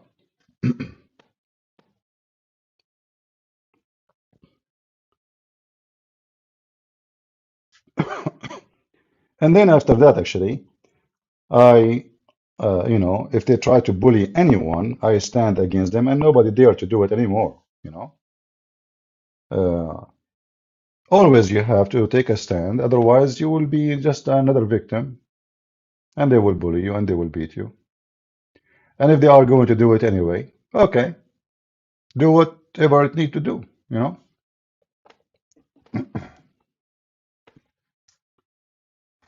When you are a coward, everybody is brave. I hope my words is clear.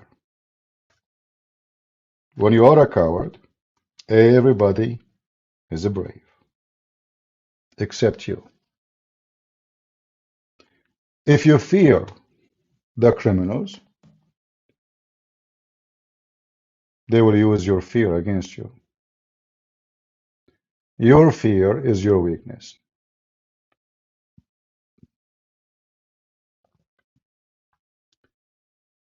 CP choose violence? Well, you have to choose violence sometime. Why not? Now, Israel is fighting Hamas. So what we do? They come to you. They have RPG. They have AK, 47. They have a grenade. They rape women. They kill women. What do we do? Do we give them hugs? No.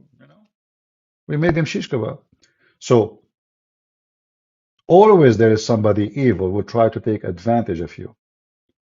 And if they find that you are too much civil, that will be your weakness.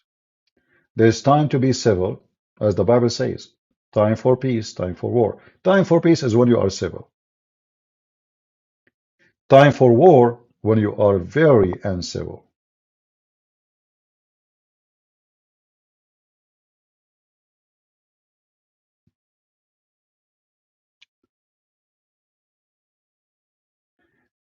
Do you drink wine as Saint Paul teach us to do sometime? I don't know, you are understanding what Saint Paul in the wrong way, what he said. You see, and I find the question is very funny. Do you drink wine as Saint Paul he teach us? This what he teach us? Saint Paul he teach us to drink wine sometime.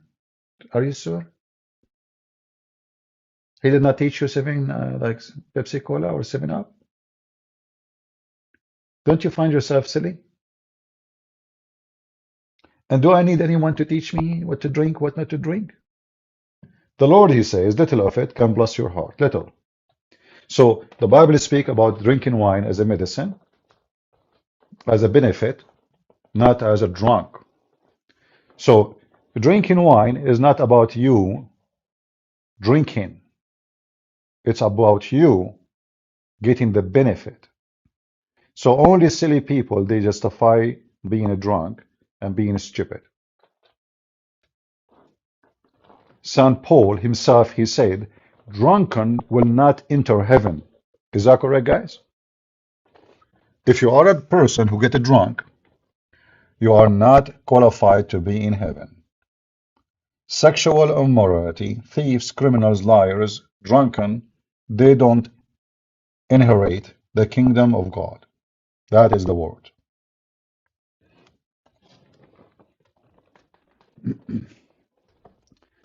Anything else?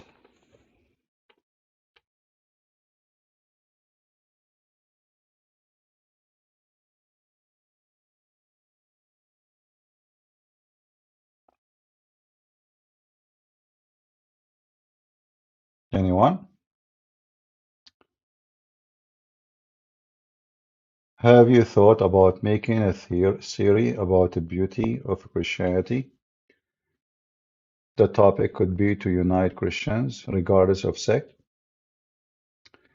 Well, this is what we do every time we go live, right? Or don't we always fight division? Like everybody knows here that in my platform, we don't allow people to divide. We don't care really if you are a Catholic or Protestant or Orthodox, because simply we should not be. We should not be Catholic or Protestant or Orthodox. We should be just following Jesus, Christian. That's what the Bible, this is the name, the only name is given to us in the Bible, nothing else. Christians. And we do not need a bishop or a pope or a priest. It doesn't matter if he's a Catholic or Protestant or Orthodox. We need Jesus only. So leadership is not about a priest. Leadership is about the wise man leading the one who is less wise. The wise man, how he can be wise, is by following the Bible. Someone he understands the word of God very well, and he advises people to act accordingly. So we do not need someone to say to us, you can bless same-sex marriage. That's not what the Bible says. You cannot bless wickedness, and you cannot bless the wicked.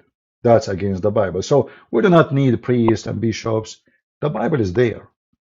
The teaching of Christ is there. You see, neither of the disciples of Jesus were priests. They are not. They were fishermen. Normal, average people, you know.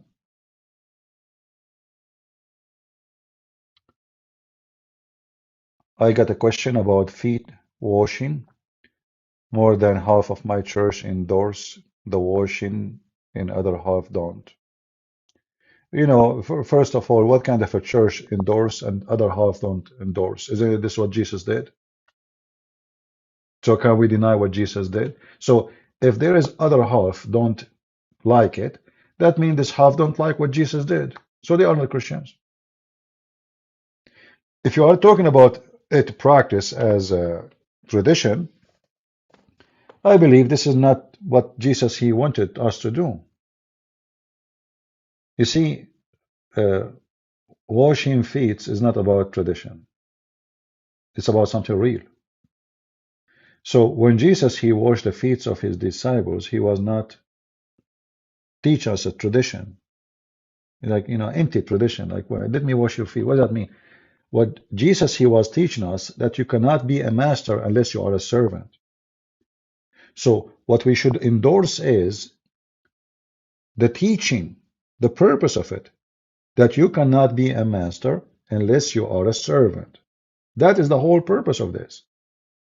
Otherwise, Jesus is not trying to clean them. They are clean already.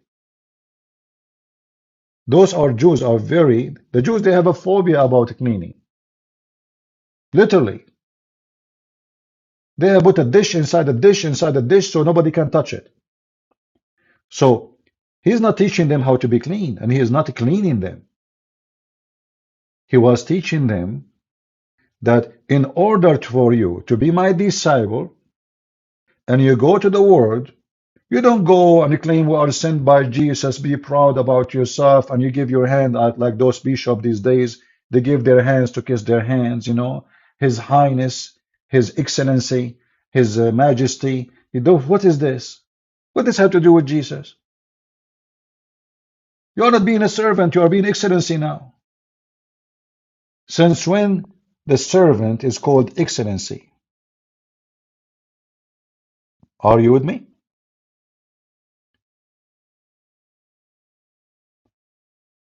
If I am your servant, you don't call me Excellency or Your Highness and Your Holiness. What Your Holiness? Who called Peter Your Holiness? Who called Paul Your Holiness? I mean, this is see, this is why we have to be careful. There's men, they took over our churches and they make it a source of power. So now I am Excellency. I have a power over you. Christ himself never been called Excellency. Is that correct? Or I'm making things up?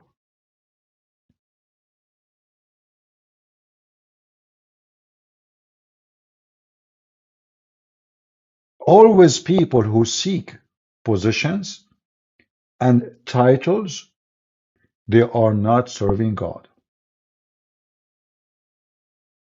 You know, sometimes people they call me pastor or Christian prince. I say, don't say that. Okay, minister. Don't call me minister. Did I say I'm minister? I'm not. I'm nobody. Don't give me any title. The second you give me a title, I lost it. I lost my position.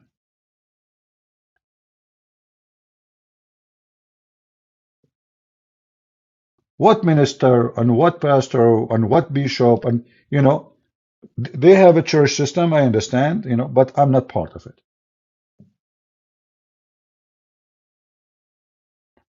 Don't give me a title.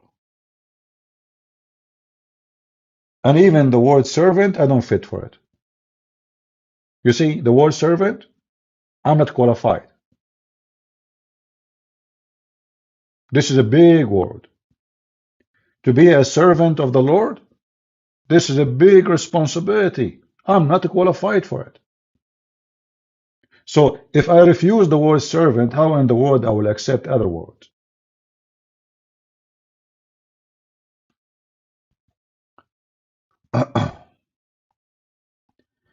So always stay away from people who like titles because those people they have a wolf inside them.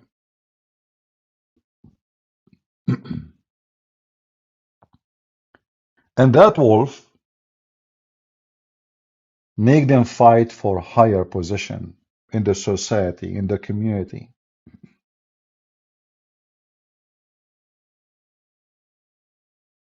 Stay away from that. That's what corrupt man. There's always reason for corruption. Isaac, I'm not here to explain to you Deuteronomy 14. Why I would do that? Why? I mean, and how in the world, Isaac, you decide to explain only 14:26? What about the whole chapter? You see, one of the silly stuff people they do, they choose a line and explain to me the line when this is a book and the book has chapters and the chapters they lead you to this line. So when somebody he says to you, explain to me such a line, he is just an idiot. I'm not calling you names. I'm just saying you are being an idiot.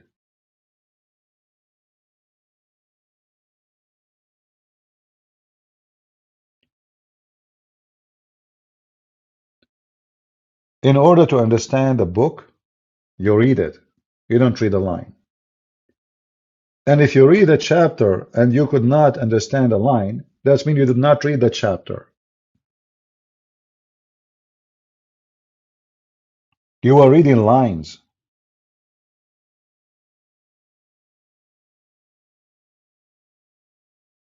So always, those who don't want to understand, they pick up a line and they focus in one line because simply they don't want to read the whole story. Anyway, focus with us in our topic. Anyone have a question? Don't tell me explain this and explain that. We have a topic.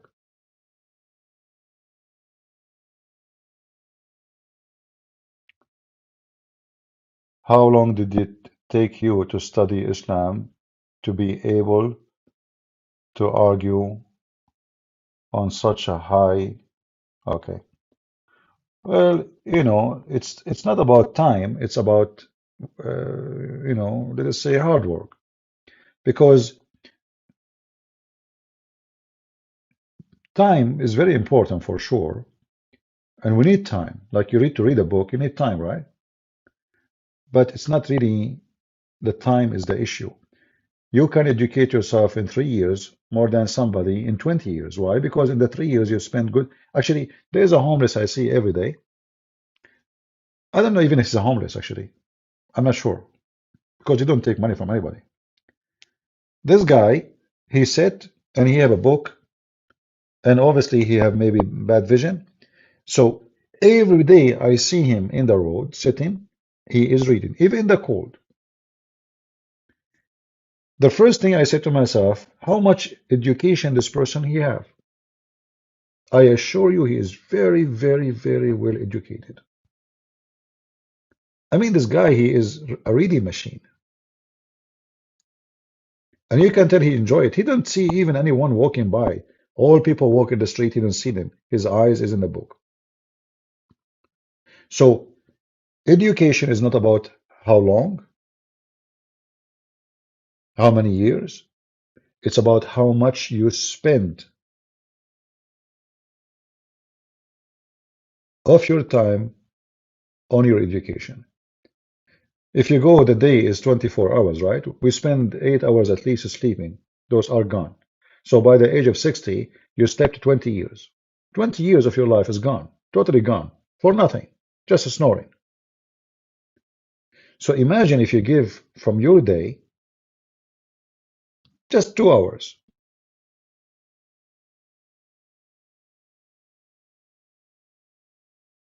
How much education you will have in 20 years if you read 2 hours a day? You will have a lot of education.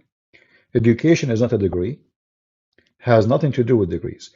Degrees usually is just to give you profession so you can make money. And usually those who have a degree, they are uneducated. They have zero education actually. So an engineer, he knew how to do specific thing in building. Let's say he's an architect. The other one, he is a civil engineer. The other one, he do build dams. So this is his education. His education is limited in steel and concrete. And this is not even education. This is a profession. Education is something totally different. So education is not a degree. It's not about a time pass by. It's about how much you take care of yourself to learn. So I hope I answered you. So I can say all my life is a process of education. I used to spend a lot of time since I was a kid to read. I used to walk, and I told that many times. There's a big library, but I'm not allowed to enter it because I was a kid. So what I do, there's a section for kids. They have Mickey Mouse magazine, stupid magazine. I don't want to go there. So what I do, I wait for until an adult mature walking by to go to the library, the adult section. I walk next to him as if I am his son. This is the only way they allow you to get in. So I keep walking with this guy. He sit at the table, I sit next to him. Now the guy will be looking at me like what this kid is doing, but he cannot ask me, Eh, he don't not say, hey, this is not my son. So I sit next to him and I grab any book on the table because I cannot go and grab a book. I'm not allowed. People leave books on the table when they leave. So I sit next to this guy who supposedly, like he's my father, maybe supposedly. So the guard or the library guy, he think that I'm coming with him. I sit on the table, I grab a book, I start reading. I don't know what even the book is about. I remember once I was just a little kid, and the book it was about sex. It was like what, you know? Yeah, but because it was like it's a maybe it's like a book for university, purpose, like doctors. There's pictures and images, and so I was maybe I don't know. I was maybe 8 years old, and I start reading this book, and I was like, like a new word, suddenly in front of me. So uh, if you want to educate, if you want to have an education in your generation, you start with them when they are kids, not when they are adult. So if you have a children, encourage them not to go and spend their time playing games and stupid things. Let them read, educate themselves. This is the best way to build a mind and intelligence and wisdom in the mind of a human being. In the same time, you have to be careful about what the kid is reading because there's many, especially these days, in my time, we don't have this woke, stupid culture where they are trying to fool you about who you are, male or female. So we have to be sure these days what kids are reading so we don't end with an idiot instead of being wise.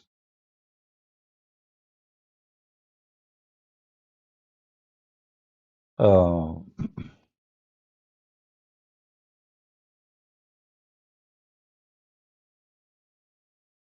right.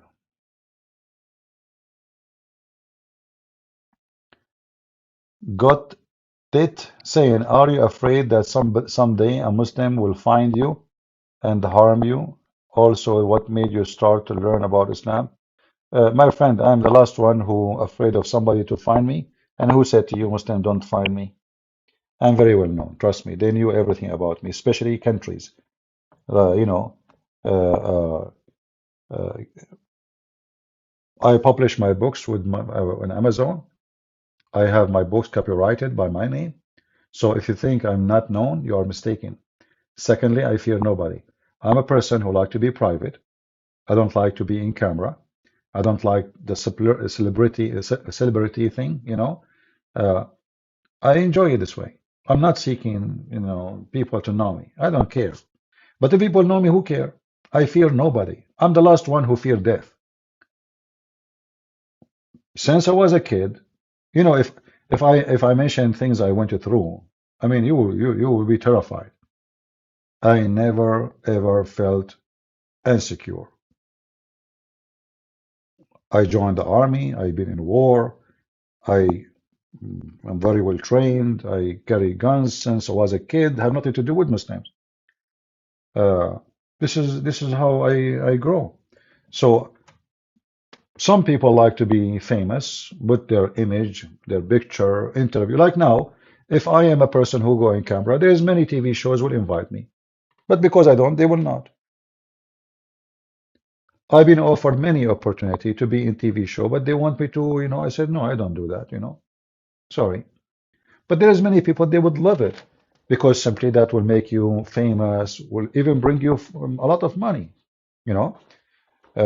But I don't, and I don't care for that.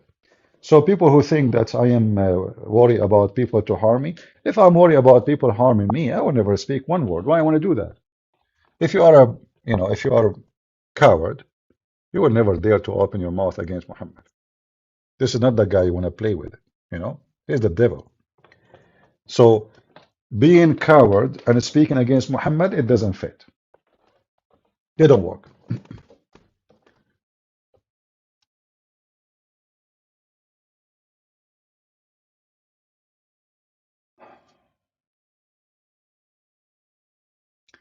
I was in Pal Talk 20 years ago, sadly.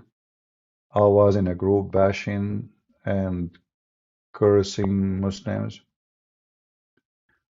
Well, I don't know. You don't feel too much guilty about it because Muslim they bash Christians too. So you were a Muslim at that moment anyway. You were practicing Islam even though you were a Christian.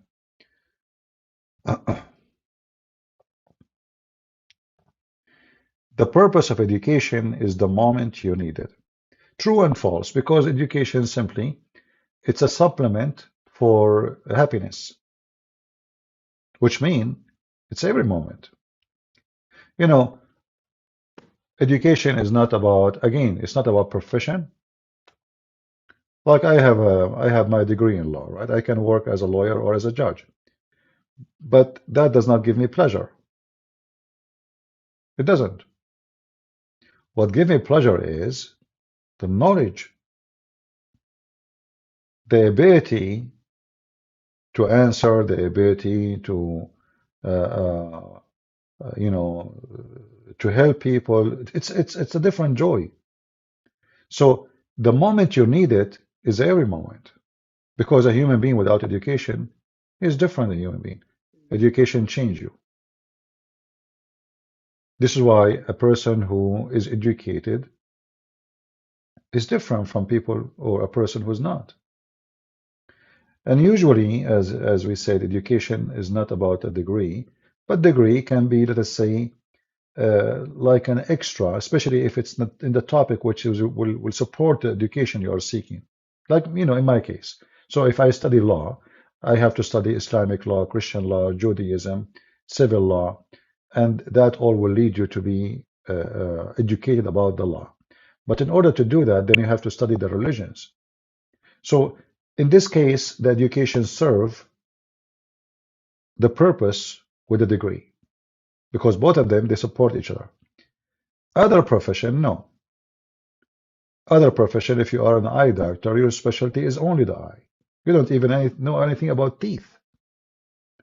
You are not, you are just an eye doctor. So there is a profession and there is education, and usually they are not the same. Senator Mendez, he got receiving gifts from Qatar. Well, all those senators and congressmen, they are fraud.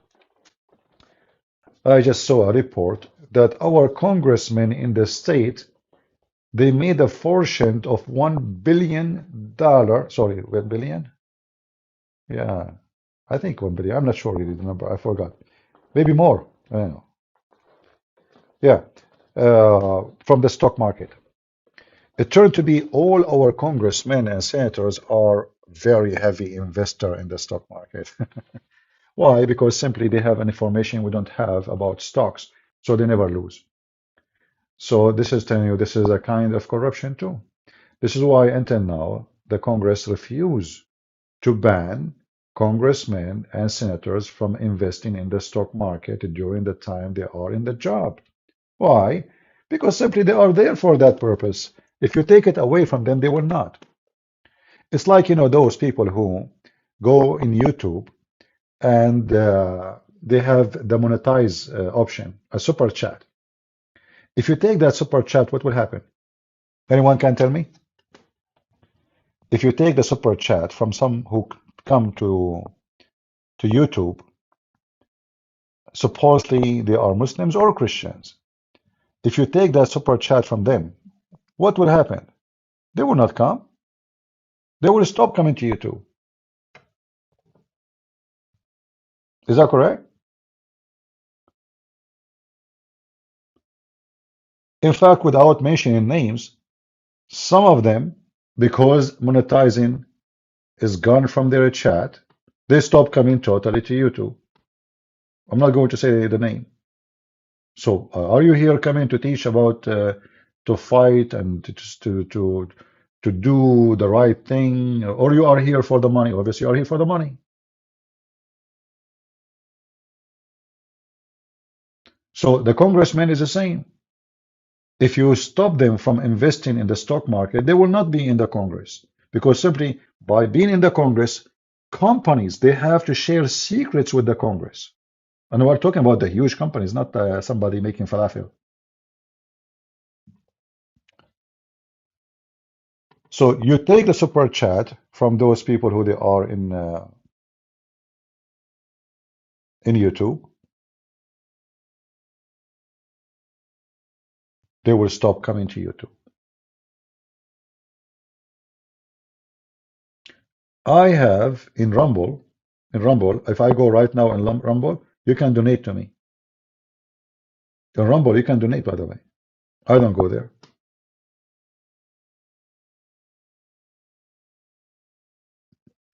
I went only once to Rumble, and then the first thing, you know, I got, it's a donation.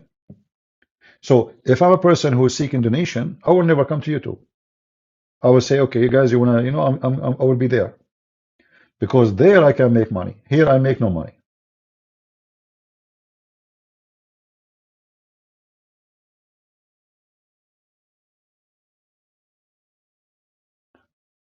Again, it's about controlling the wolf inside you. This is what was our topic today. The wolf inside you will tell you to get more, to make more. You buy a new car, a big house, etc. The wolf, you need to feed the wolf. So either you are a person who is satisfied and you are happy with what you have, regardless if it's too much or little, or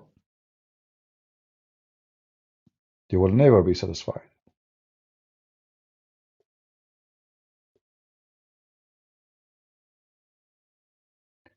Isaac is asking me what job you do. Well, as you see, Isaac, my job is to laugh at people who say stupid things like you.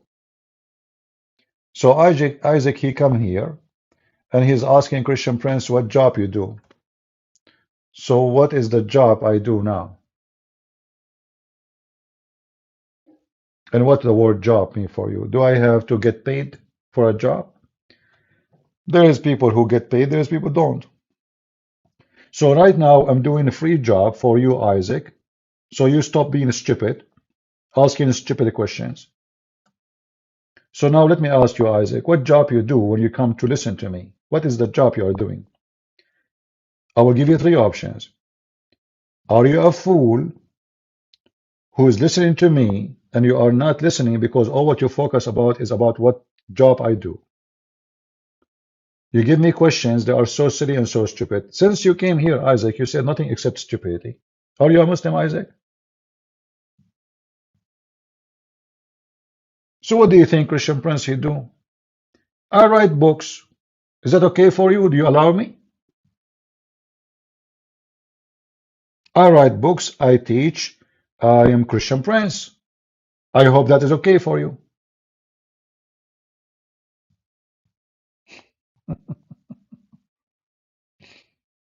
I hope, Your Excellency, you will not be upset with the job I do. All right. In fact, the job we do is very important. If our priests are doing their job, I will not be here. If our churches, our priests, our bishops, they are doing their job, Christian Prince have no need. But we have a zero priest.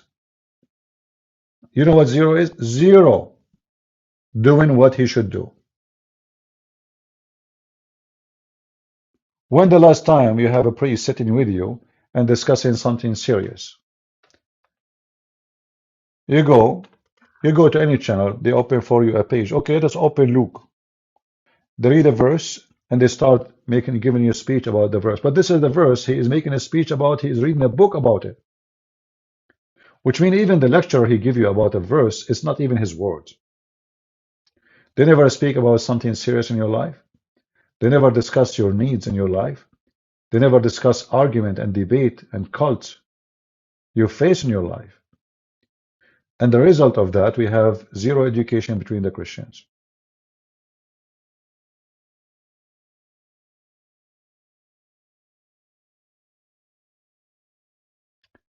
I would love to hear a debate between you and Rabbi Yusuf. I don't know who's Rabbi Yusuf, but anyone is welcome to call me. Let him call me. I don't know who's he.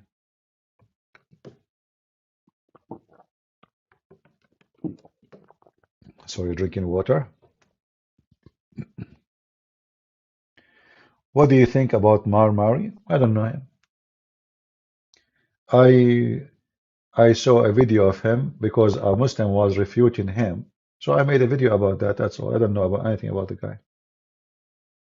He's good, he's bad, I don't know.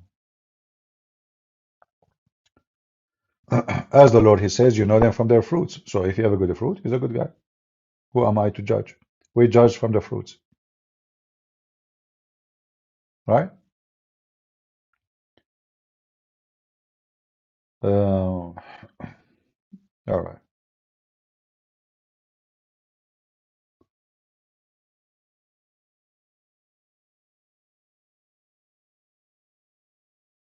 Yeah, Isaac, you have to be careful. You see, first of all, there is a question you should not ask. Isaac, how old are you? Are you like 6 years old? So, a person going in public form, like you two, do you think I'm going to tell you everything about my life? In fact, let me share this with you. People who go in public forums and they start talking about their private life, I'm talking about really private life, they are immature because this is the business of nobody. And it doesn't help him. It doesn't help the society. So a guy, he have a fight with his wife, he start talking with everybody. Why you want to tell everybody? What is the business of the people? Why you want to put your laundry everywhere? If you are in the internet for a purpose, and the purpose is to serve the Lord, and you are not the point of interest, then don't put yourself in the point of interest. Otherwise, you are seeking it. And then people will laugh at you because now people, they will get involved in your private life. Some they support you, some they make fun of you. All because you share something you should not share. A person, he have a fight with his son. He post in Facebook, my son today. Why? I mean, now everybody his nose is in the story. Why you want to do that? So when you ask a question to somebody, if you know already that he is very private and he is wise, then he will never give you the answer, which is not wise to ask. So don't ask private questions because it's not of your business. Don't put your nose in a place you might get you a bad smell. I'm not like others. So if you are here to investigate, you are being stupid. So you are roasted for being stupid, not because you are smart. I think in the region I live in, it's not really church, which would baptize my non-denominational. Okay, I will get baptized when I move to other country. And no, you can get baptized in any church, no problem, because baptism is not about the church, it's about God. Get baptism, let us say there's an Orthodox church, go get baptism there. Catholic or Protestant, who care? That's not important. The important is the baptism itself, you receive it from God, not from the man. So this is not a reason not to get baptized, my friend, you or your child. So don't think in such a way. I don't receive my blessing from man, I receive my blessing from God when I get baptized.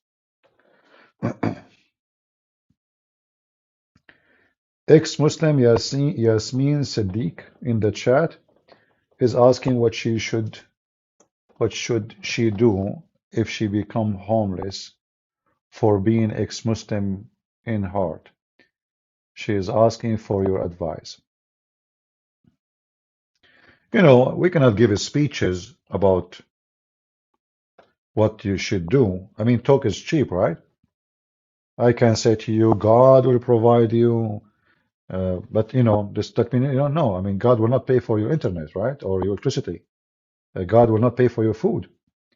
So here we have to be realistic. But the question is, why I will be homeless because I become an ex-Muslim? Don't I have hands? Can't I work? I will become homeless only if I am depending on somebody else. And when I change, that person, he cut the faucet on me. So the problem is not you leaving Islam. The problem that you are depending on somebody else. Are you with me? The lady who said she afraid to be homeless for leaving Islam? I will not be homeless because I am leaving Islam. I will be homeless because I depend on somebody.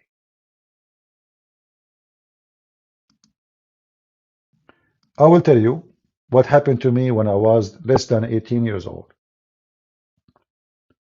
My dad, he wanted me to go and study to be a doctor. I hate hospitals. Even now, if I get sick, I don't go. I mean, I will not go to a hospital. I mean, even if it's something serious. So he wanted me to be a doctor. I said no. He said, if you don't, I will never give you a penny from now on. I wasn't even 18. Since then, until this day, I never took a penny from my dad. I pay for my food, for my house, and for everything in life when I was a kid. So let us measure things. Let us say my dad was a Muslim. Thank God he was not. He was a good man.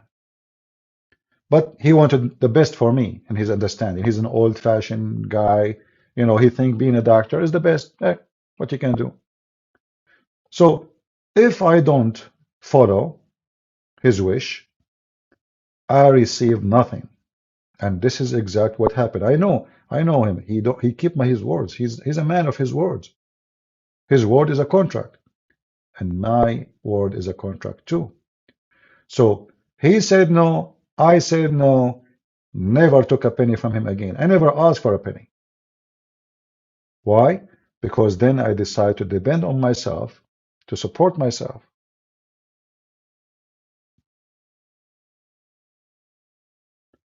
So why you want to depend on somebody else to support you? You will never be homeless unless you are a person don't want to give the effort to support yourself.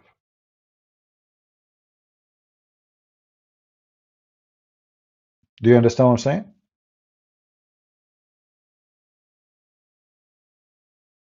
You will not be homeless.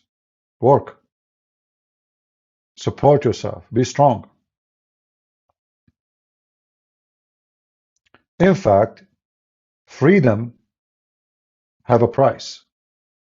And the first of freedom is not to be dependent on somebody else to pay your bills. When somebody pay your bills, you have no freedom. When somebody pay your bills, he or she choose your clothing, your food, where to go, where not to go.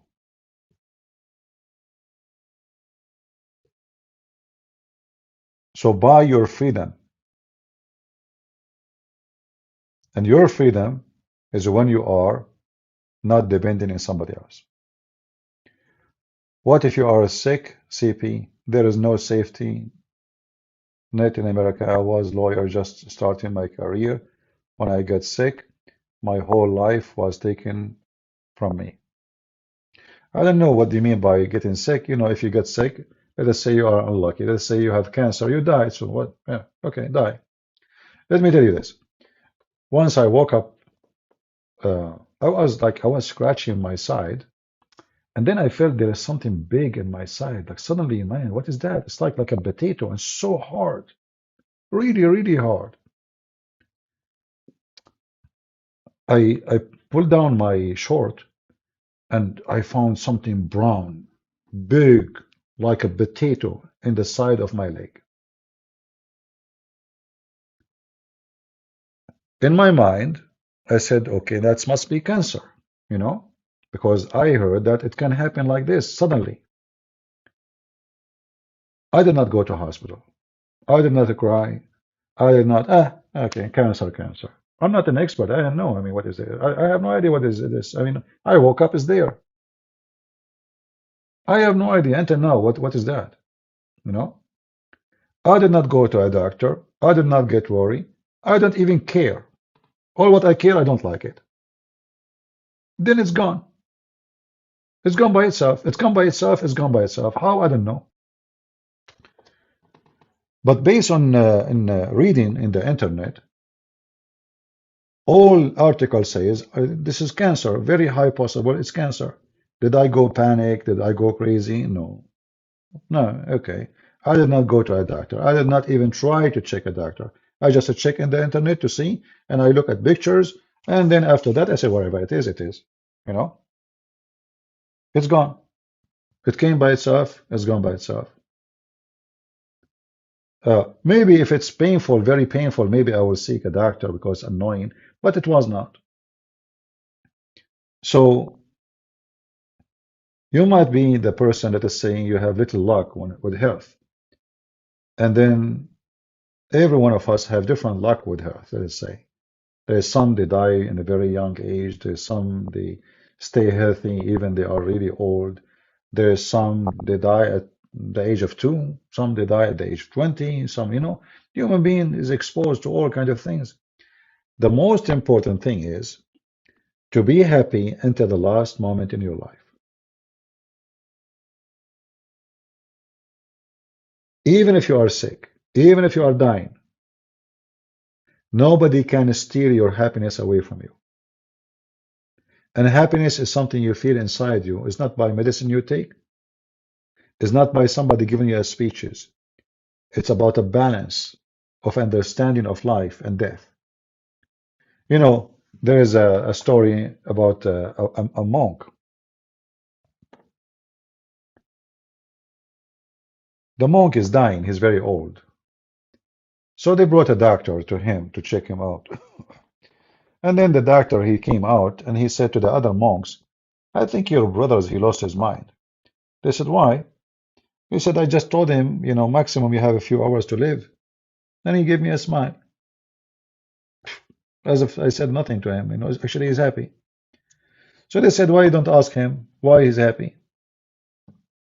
You just told him he's dying.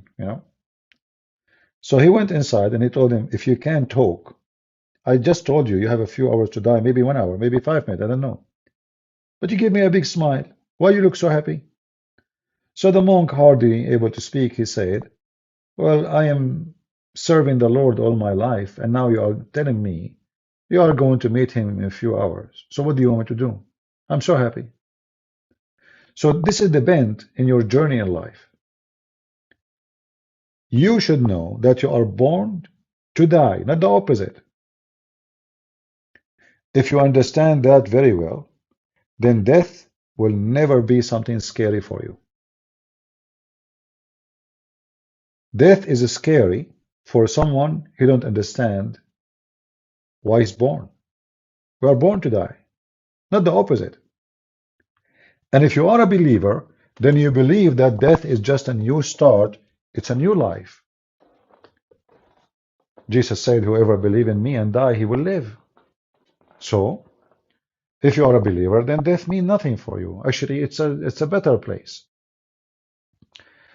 Again, it's about how we see things and how we understand things, and then how we can control what's happening to us. I cannot control death. Death can come to me anytime, any second, maybe now. But I can control my happiness and how I feel about it. Either I'm going to be terrified, scared. If I am an atheist, I have no hope. I feel like, okay, life is taken away from me. That's it. I'm not going to see this no more. All those things around me, I'm not going to see them. I will be dead. Or I'm a believer. I believe that death isn't really nothing.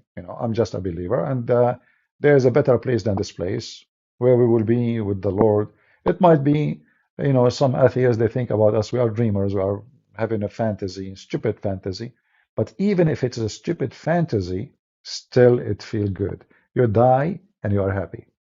Better than someone, you don't have a fantasy as they claim, but they will die terrified. However, for us, we believe it's not a fantasy. We believe it's reality.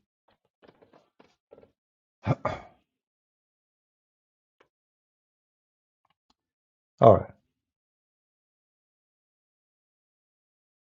Where in the Bible it says, goal of life is to be happy.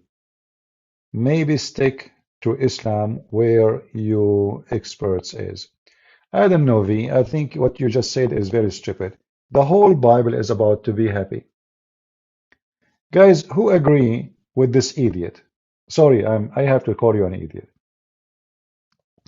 When God created Adam and Eve, did he put them in the garden and he provide them with everything they need so they can be happy? Is that correct, guys? Why it was a garden with everlasting life if it's about sadness?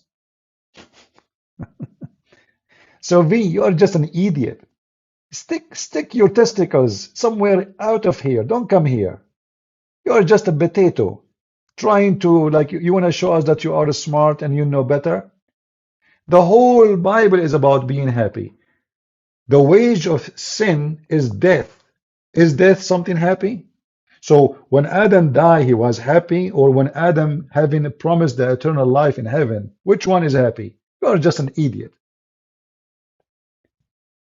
You know, V, you are a person who present for me a diarrhea. Like, people, they have a good meal, and then there is a guy, he flip his ass in the table and he starts farting. Don't come here again. You are just an idiot. Stick to Islam, Christian Prince. Since when the Bible is about being happy? The whole Bible is about being sad if you are away from God. You are just a donkey, certified one. And now you're additional to be a donkey. I made your ass red like a monkey. The whole Bible is about being happy.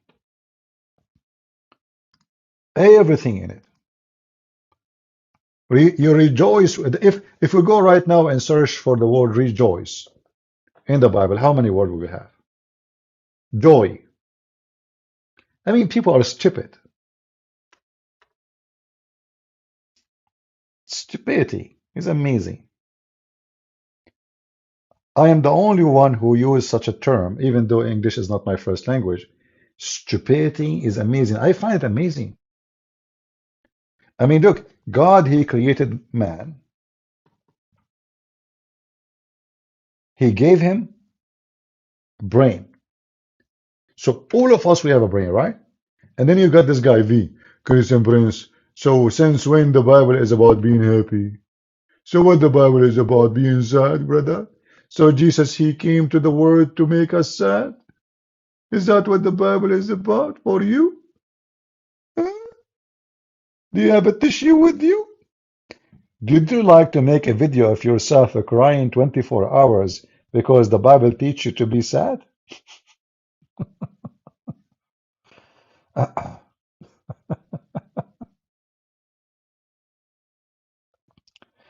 I don't know if this V is a male or female, but I say to you, don't get married, whoever you are. I mean, your spouse will commit suicide, obviously. Uh, I think I will give up my question. Why, Kermit? Are you a V?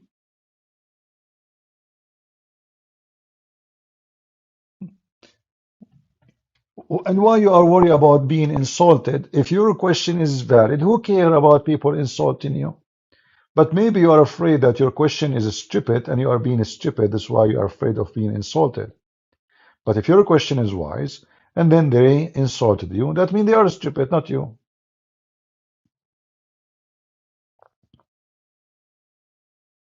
There is nothing called Wahhabi and Salafism. This will not exist. There's nothing is called Wahhabi. This is just a joke. Muhammad ibn Abdul Wahhab, he is one of the helpers of the first king of Saudi Arabia to establish his kingdom. Or what he did, he says we follow the Prophet. That's it. So what does Wahhabi mean? There's nothing. There's no such a thing.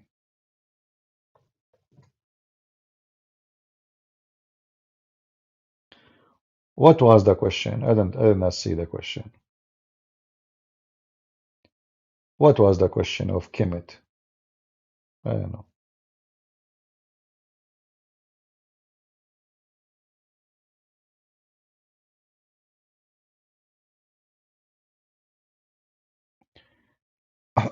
I would like to find out more about Syriac and Syria now, Where you do suggest me to start reading from? Well, there is a book, it's called The History of the Church. I forgot the name. I know the name of the book, but I forgot the name of the author. Maybe you can search for it and you can find, because it have a lot of history about that territory.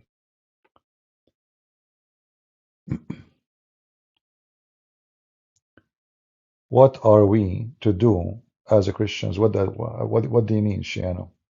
I'm not sure what the question is.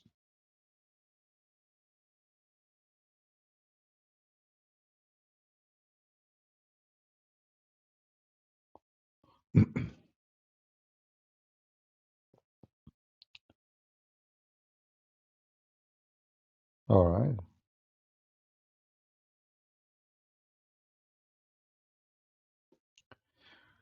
Somebody's saying maybe happiness is not our target, but following Jesus.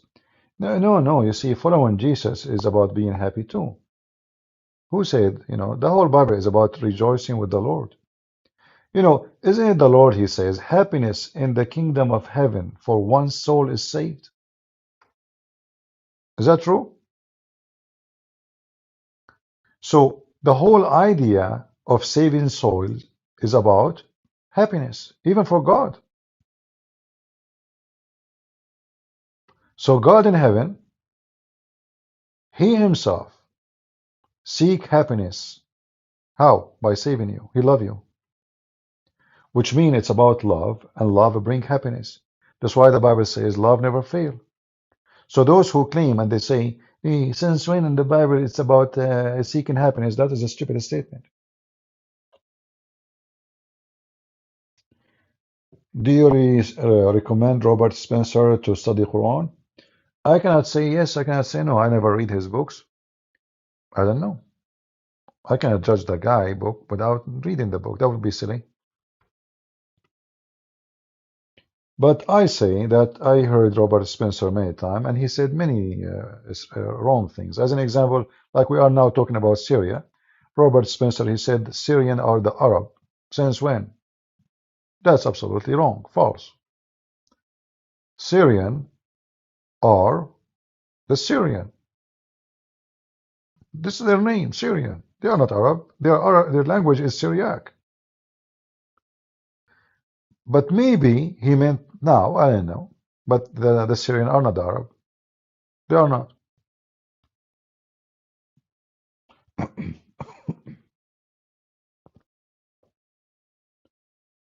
Uh, I I found that most of people who don't know Arabic, they make a lot of mistakes.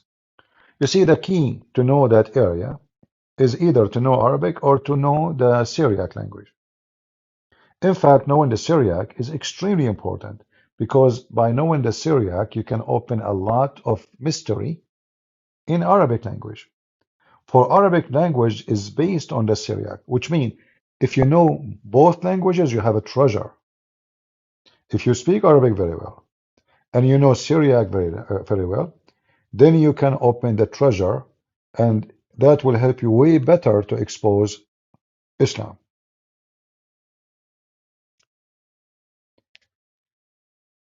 Syrian is what the Roman called the Assyrian. That's false. Syrian is the people of Syria, not Assyrian. There's a big difference between Syrian and Assyria. Assyrian.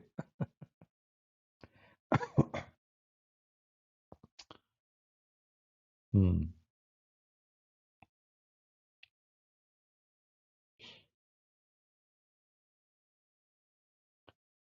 All right.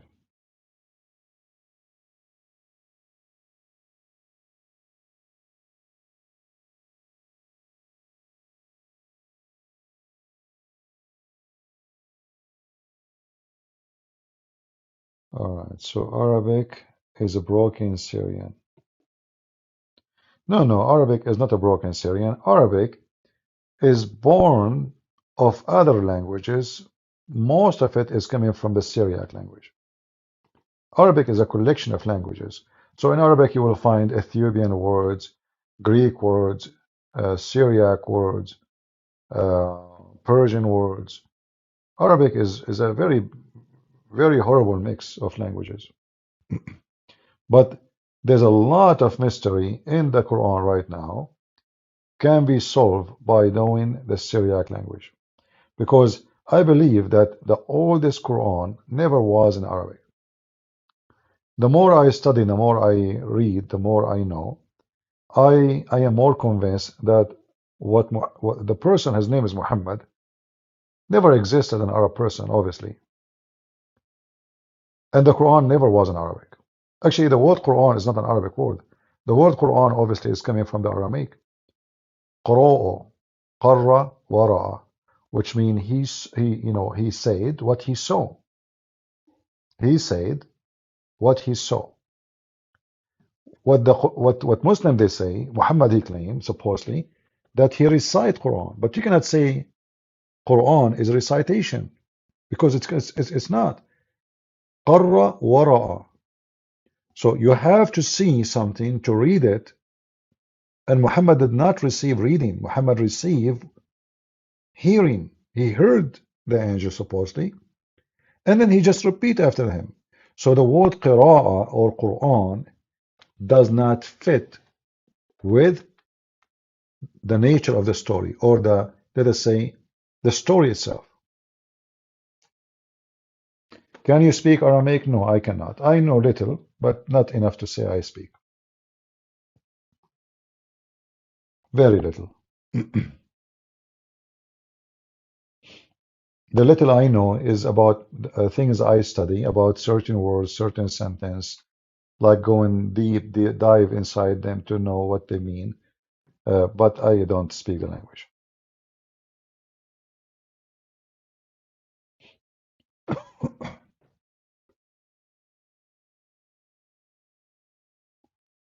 All right. What do you think about similarity between the description of Lucifer as son of dawn and Allah? Hmm. You see, it's not about description, it's about the ethic and the value. Otherwise, sometimes we use the same word for God, we use it for Satan. Like, don't we call God God? And don't we call Satan the God of this world? Yeah. So the word God can be used for either the true God or for Satan. But what the difference is? Satan is Satan, God is God. It's not the word. Do you think word will spread and Damascus goes 2024? War can spread only if people who have the power, they decide to spread it. And those usually is, like countries like America, Russia, not those little tiny ones. Like now, if Iran decide to go in war, I mean, they are no match. They will be smashed. So their war can go for maybe a year, but they are not the one who can cause a massive war. Even they think about themselves as giant, but they are not. Do you put teaching of Christ into the lives? How do you put the teaching of Christ into the life of ourselves in practical? I cannot teach you that. You have to do it yourself. This is what we were talking about today. You can watch from the beginning. But the only one who can teach a person how to follow Christ is you. Because anything will be said to you, if it's not within your side, like your heart, it's not, that's it. It's just words come from your ear, from here, come out. So to do as Christ said, I will summarize it for you with one sentence. Isn't it Jesus said to the women, go and sin no more? That's it. If you want to live with the Christ, go and sin no more. If you practice this one sentence of Christ, you are a wonderful Christian. And you were able to do amazing accomplishment, even without reading the Bible, even without having PhD in religion and studying. Go and sin no more. Do we keep the Ten Commandments? Absolutely. We just said, go and sin no more. What the Ten Commandments about? It's about not to sin. In the Bible, there's way more than Ten Commandments. Ten Commandments is the major like point of let's say a guideline, but there's way more. But all of it, it's summarized in go and sin no more.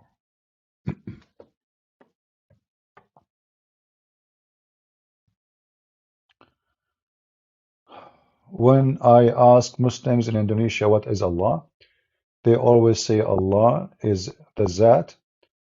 That claim word mean nature, essence. You know, I find those Muslims in Indonesia, or especially those countries who don't know the religion or the language, when they say such a thing, it's just it's just because they are more confused than others. What that? You know, uh, if you go right now to dictionary and you try to find out what this the word that mean or the essence of it,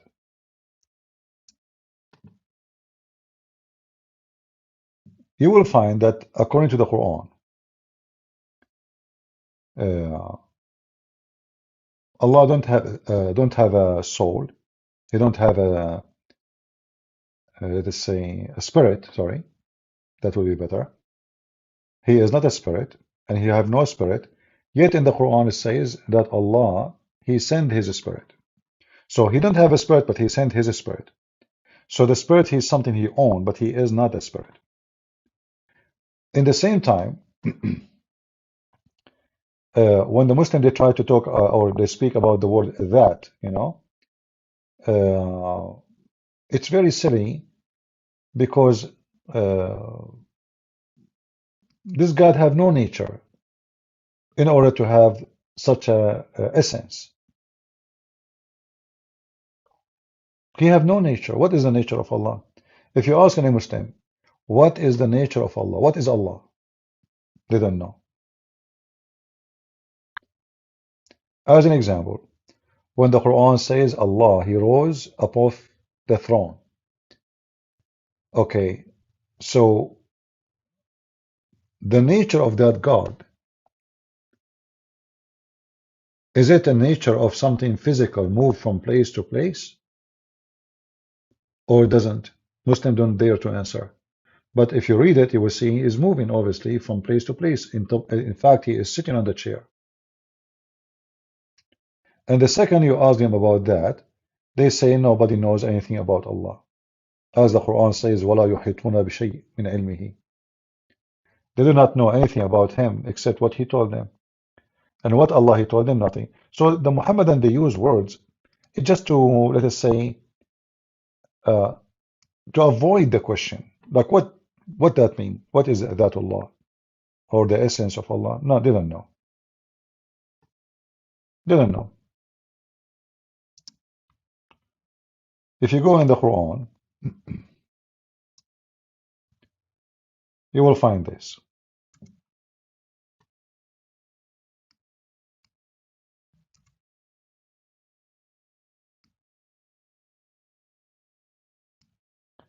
In chapter 2, verse number 25 to 255, it says they know nothing about Allah.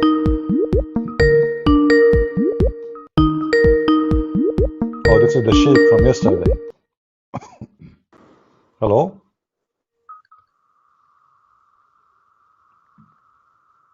Hello? Hello, hi. Assalamu alaikum Wa alaikum to all assalam. my Muslims. So you are the sheikh who called me yesterday, right? Yes, So why you think you are a sheikh? What is your qualification? I teach Students. You teach students? Yeah, online. Where, in the mosque? Online. Oh, you teach a student online. So what is your education, if you don't mind to share with us, Sheikh? Yeah, from India. Yeah, but what is your education? I got Masters of Islamic Studies. In what exactly? Islamic Studies. I know, in what exactly Islamic study, like what you study. Islam. About Islam. Okay. History. All right. As long you are a person who study Islam and history, so I want to ask you about, we were talking about the nature of Allah. What is the nature of Allah? Well, the problem is that you cannot know the nature what is not revealed. It's not what? What is not revealed, like it's nothing like anything to compare. What does have to do? Okay, so are you saying to me we cannot compare Allah to anything? Yes, So why Allah he compare himself to things? you give to make things easy for us to understand a little bit, but you But cannot. but a second ago you said you cannot compare Allah to anything, and then you are saying to me Allah compare himself to things? Yes, he can do it, but we cannot. Ah, so can I compare Allah to a tree? Not, you know. No, I cannot. No. So, but Allah he compare himself to a tree. Yeah, he can. He. Okay, but look what you just said. So I cannot compare Allah to a tree, but Allah himself he compare himself to a tree. So obviously Allah is telling us that he is compared to a tree. So it doesn't matter who compare him, who is not. Allah he is compared to a tree. So now what is the difference between a tree and Allah? It's not the same. It's like, for example, that when Allah compare himself to a tree, he's giving an example of some particular, like what he's doing at the moment. It's not really saying that Allah is like a tree. Ah, okay, what he is doing in the moment. Like he's giving an example. For example, you do something. Uh, Yani, let's say a teacher is giving example of mathematics. Doesn't mean whole maths can be compared to something. It's a old science, but you Okay, can compare a particular equation. all right, I will go with you. So when Allah he say he is the same as a light in a niche, what is the light present and what is the niche present? Go ahead.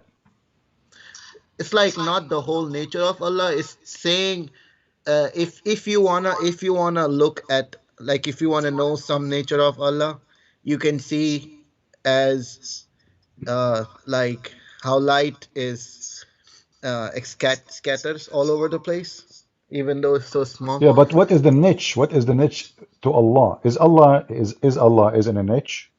No, Okay, so why Allah saying his light is the same as a light in a niche? I don't understand what is a niche.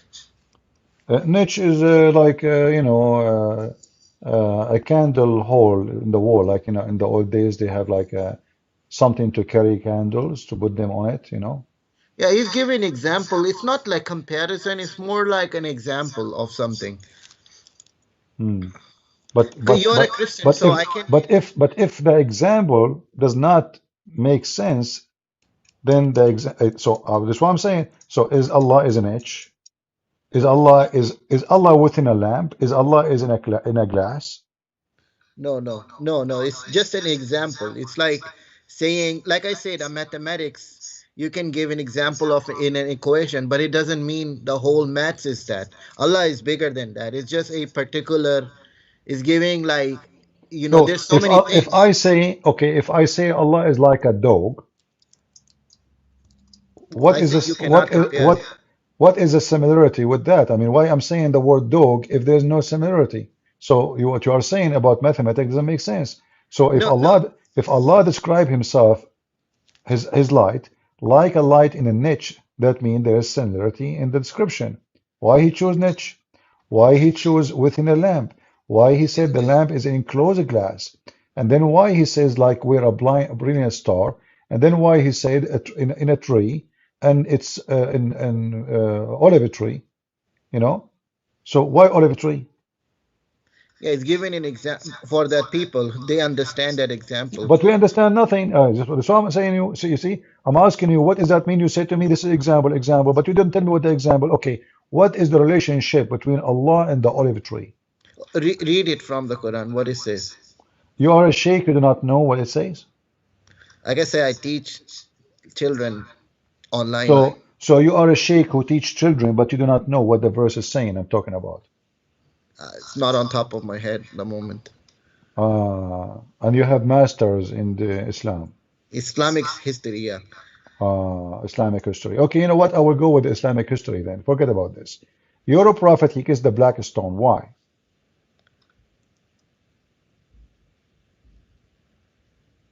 He had wahi that is say sacred. I mean, there's a lot of sacred things in the world, and the stone It's a is one of secret them. thing. I thought this is something easy Sacred, to sacred, answer.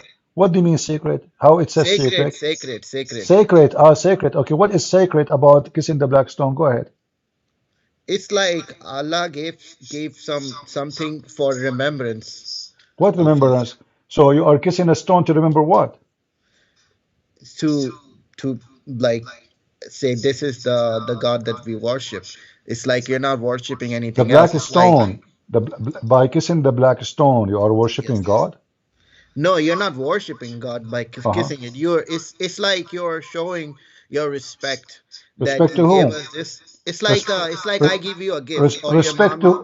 to whom? Well, I'm giving you. Let me give you an example to explain it. Like your father gives you, let's say, a watch, and then you remember your father. You let's say it's your tradition that you kiss the watch or you do certain to do certain, uh, yani, what you call it? Yani. My Yeah, friend, according to Umar al-Khattab, he said the black stone neither harm or have yeah, a to him. benefit. Do you agree with him? Yeah, he said that. I mean, it's his understanding. It doesn't harm or anything. It's just a remember, So like why it's you are just a showing respect. okay? You keep saying to me, just remember. Remember what? Who is our God? It's like What the black stone have to do with your God? well, because He gave us this stone. It's not Why Allah like He gave you? Why Allah He gave you the stone? to remember Him, Where to where it's like a where gift. where in the Quran it says Allah He gave you a stone to remember Him? Can you show me? Well, there's like two. That's what I was trying to say. It's like hadiths are different than Quran. Quran is more like a command from what we should do. If we do not kiss the stone, it doesn't mean you will go to hell. It's just it's something extra. Extra. It's a tradition. I like It's more. extra things. Okay, is it true that your prophet he said that the black stone is going to have tongue and eyes and going to speak in the day of judgment? Those are more like metaphorical. Like how you say that even the ground will say Metaphorical. So your commit prophet was adultery. lying. This is not real.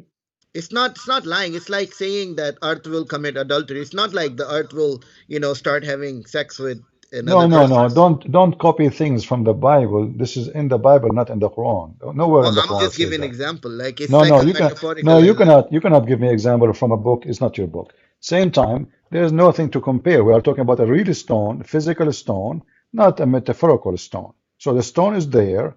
It's in the shape of a vagina. It is in the Kaaba. Muslims go around it. Consider it a holy stone. Even your prophet, he said, correct me if I'm mistaken, I heard this, that if you touch the black stone, it erases your sin. Is that correct? see that's debatable, but according to What do you the mean? tradition, yes. Are you debating your prophet now? What do you mean No, no, debatable? no. Um, there are certain hadiths you have to. I mean, like the Quran is infallible. You cannot, but certain hadith you can say maybe it has a more meaning to it. It has a deeper meaning to what is saying. Okay. So Islam is not a religion which is not as a preserved, obviously, because you are saying to me that the major part of Islam is debatable because most of Islam is in the Hadith. Yeah, that's why we have people created a lot of the hadiths too. So Uh, they created their okay, sects. but isn't it the Quran itself is a hadith? It is a hadith from Allah. That's different than hadith from No, people. no, it's not a hadith from Allah. The Quran says this is hadith from Muhammad.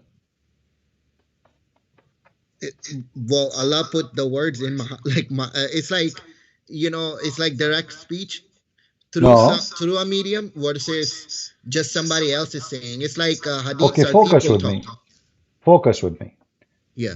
If Muhammad he said this is the word of Allah, that means Muhammad he received the word from Allah and he said those words to us, correct?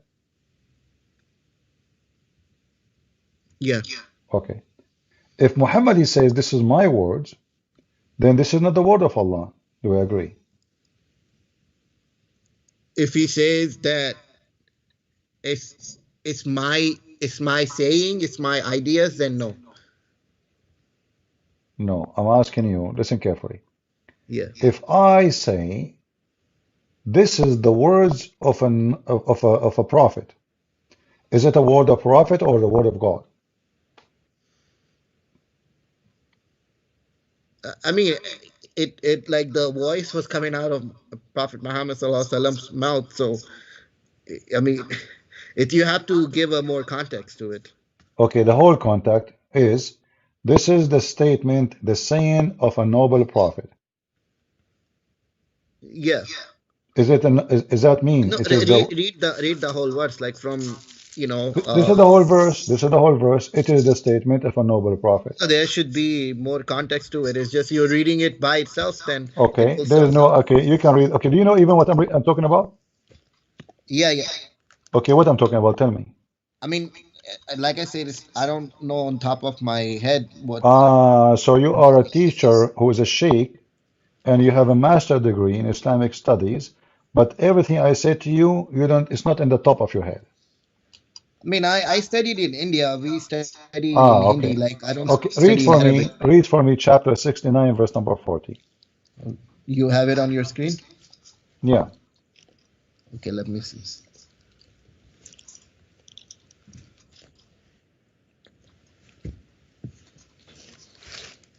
Wait, yeah, yes, yeah.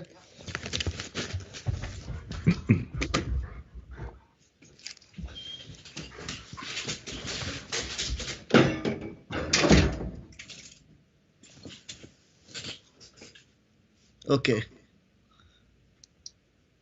what you see? You Read there? for me. Yeah. Read for me. Go ahead. No, I mean, give like go back a little bit, like to You 30. can read, no problem, my friend. You do not need my screen. You can read 10 verses before and 10 verses after. You know, the Quran is a stupid book. There's no connection between verses before it and verses after it. You know that. There's no connection. Read it. Okay, So give now me it what's says the what's the what's the verse? this is verily the word of an honored messenger. Well, What give words? me the The verse. Quran. No, give me the verse. What was the surah? I just told you, chapter 69, verse number 40. 69, 40. Hold on. I know it was about a specific statement. Uh-huh. Very specific. Yeah. Oh, yeah. All right. So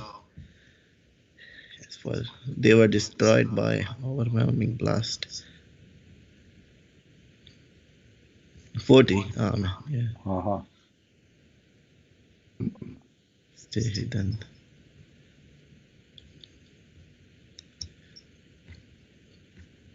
Because like certain verses are like talking about specific things. It's not like the whole Quran is that. No, it says this is describing for the Quran, description for the Quran. This is the words of an honored messenger. Okay, who is the messenger? It's a recitation of a noble messenger. It It's doesn't not the say word. it doesn't say a recitation. It says Well, this is the words of. what the translation I'm reading is says is the indeed the Quran is a recitation of a noble messenger. Okay, hold on. In Arabic it says, do you know Arabic? Read it for us if you know Arabic. Go ahead, I'm listening. Go ahead. Rasul Remember Kareem. you have a Rasul Kareem. remember you have a master degree in Islamic studies, so you know Well, about it. I said in Hindi we studied the You are history. the same as Sheikh Uthman. He do not know. He claimed that he have a master degree in Hadith, yet he do not know how to read one verse in the Quran. All right. So you do not know. Now let me read for you. It says here, and this is the Arabic. إنه Rasul إن Kareem. إنه لقول رسول كريم. لقول قول is the words, not a recitation. Qawl. Yeah, the saying, the statement. It's a saying. It's a saying of a. Exactly. This is the saying. This is his own saying. This is not the saying of Allah. So this is the saying of an honored messenger. Who is the one? Who is this messenger who is making Quran? Yeah, but when you say saying, you can also read in the context of like somebody reciting something too. If you read the verse after it, you will see it's confirmed that this is the statement of a messenger. It is not the word of poet. Do you see it? Yeah. Okay. Because they are saying, okay, this guy is trying to make a point. So he's saying this is not a point, this is an honored messenger statement. So it's confirmed it's not the honored God, it is the honored messenger. Is Allah is a messenger? No. Okay. So the Quran is not the word of Allah, is the word of a messenger. Who is this messenger? It, it's not. It's Huh? not saying that. This was saying it's verily the words of honorable messenger. Okay, who is the messenger? Saying of a noble Saying, messenger. yeah, exactly. It's the saying. So if it's Allah saying, then we don't say the honorable messenger, the saying of, you say this is the saying of Allah. This is the saying of God. What it says here in front of you, this is the saying of an honored messenger. Who is the honored messenger who is making Quran?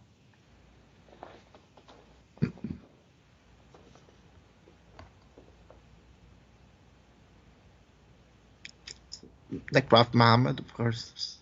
Okay, that means the Quran is not from Allah, it's from Prophet Muhammad. Thank you very much. So the Quran is not from God. This is why it's stupid and silly. No, it is. It is from God. Okay, hold on. Just to show you it's stupid. Do you see the verse? Because you are the one who says that I will have to read the context. Okay. Yeah. Does it say, and he don't swear by what you see? Wait, hold on. What translation you are reading? What translation you like? Clear Quran. Huh? The clear Quran. Clear Quran? Yeah. Where is that? Let's see if we can find the clear Quran. It's called That's funny. I never heard of Dr. Mustafa Khatab. Mustafa Khattab. Okay, hold on. Mustafa. Khattab. Here we go. Khattab. Guys, clear Quran. So now this translation will make it clear. Are you sure? Let us see. Okay. And I do swear, now I do swear by whatever you see. Do you see it? Now I do swear by whatever you see, Okay. Who is whatever swearing? you cannot see. Who is swearing by whatever you see?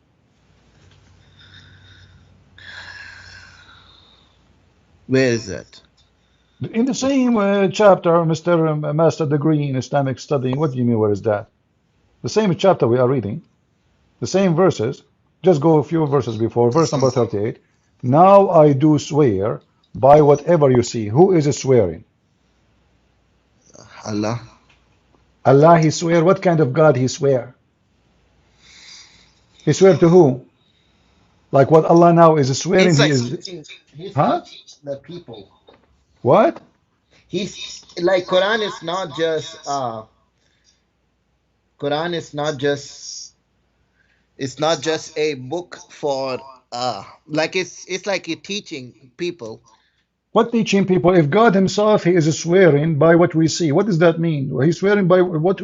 Why God would swear anyway? He swear to who? I swear to God because that will make me under penalty of lying if I'm lying when I Yeah, swear. he's like So, trying to say that, it's the ultimate truth.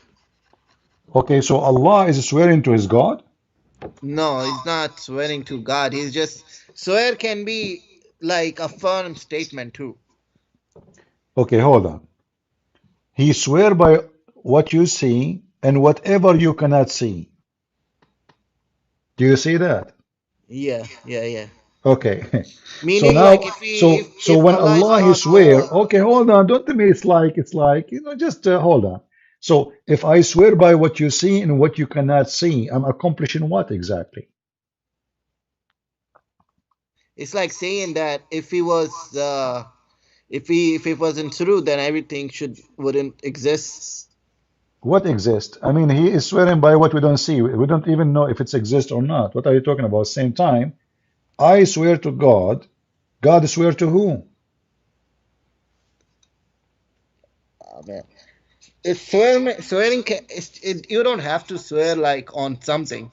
You can be it's like an impactful statement. Okay, if I swear, let us say I'm a person who like tomato. If I Yeah. swear by tomato, I'm accomplishing what exactly? You're making a firm statement like, hey, I like this so much, but I'm like so that I'm swearing on this. Focus with me. I swear by tomato. What does that mean? It may like what are you swearing for? Like for example, you say uh if you say I like my child and I No, swear no, on no, the no, no, Bible no, that no. I like Don't, my no. child. I did not talk about liking. I said I swear by tomato. What? How you give me interpretation of my statement now? I swear by tomato. So you mean is it means that you are so firm in your statement that you are willing to destroy that tomatoes. I mean, come on, it makes Destroy sense. You're tomato? What just do you mean destroy tomato? I destroy tomato every day. They go to your mouth. They come from your because anus. you just said that I like tomatoes. If you like it, you wouldn't want to destroy it. Why are you No, destroying something how you I like? swear by tomato mean I like tomato. How in the world It's that a happen? figurative speech, man. Come on, you I'm are a asking Christian. you, listen, focus with me. If I say I swear by tomato, I did not mention that I like tomato. No, I said I swear by tomato. I did not use the word like. So So why, here, why somebody would swear by tomato? Give me a reason. so let's say if you were to swear by a tomato, it would not make sense, right? But if you were to do it, Please it stop. will Explain. What do you mean doesn't make sense if I say I swear by tomato? because it's insignificant. You can swear by your mother, you can swear by your children because you love them so much. So you swear by something you love too much that you're saying that if I'm wrong, that this thing will be destroyed. So All it's right. like impactful statement. Come on. Okay. So you are saying to me that if your God Allah, He said, I swear by tomato, that does not make sense. If he says I swear by tomato, yeah, that would be stupid. Thank you very much. But isn't it this is the Quran saying that Allah swear by fig? Well, okay, show me the words, man. What do you mean show me the verse? Remember, you have a master degree. I in history and in Hindi You did and not you did not Islamic. study the history of fig and Islam together? Because obviously I fig have know. a great I mean, it's been a long time. I've been teaching children about uh, Islamic, like all right. like here the Christian children. Okay. So this is your God. He swear by fig in chapter 95, verse number 1. He swear by olive and fig. And you are the 95. one who said to me that will be stupid, right? Everybody heard you. So Allah swear Tomato. by fig, Allah swear by fig and olive. Hold on. Hmm. Was the and yeah 95? No, this is a teen. Even the chapter of the name is a fig. This is how crazy your religion is. The name of the chapter is the fig, a teen.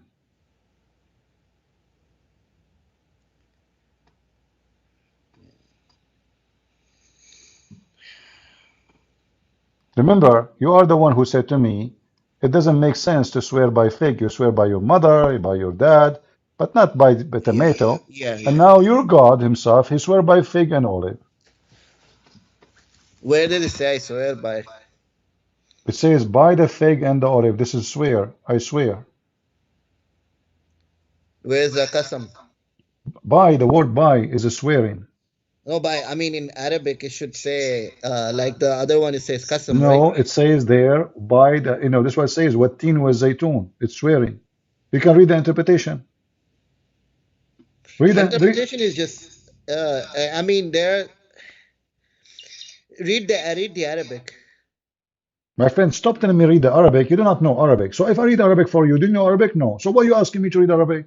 Well, I mean, the word should be there. It's called qasam, right? That's the No, swear. no. Qasam is one of the words to swear.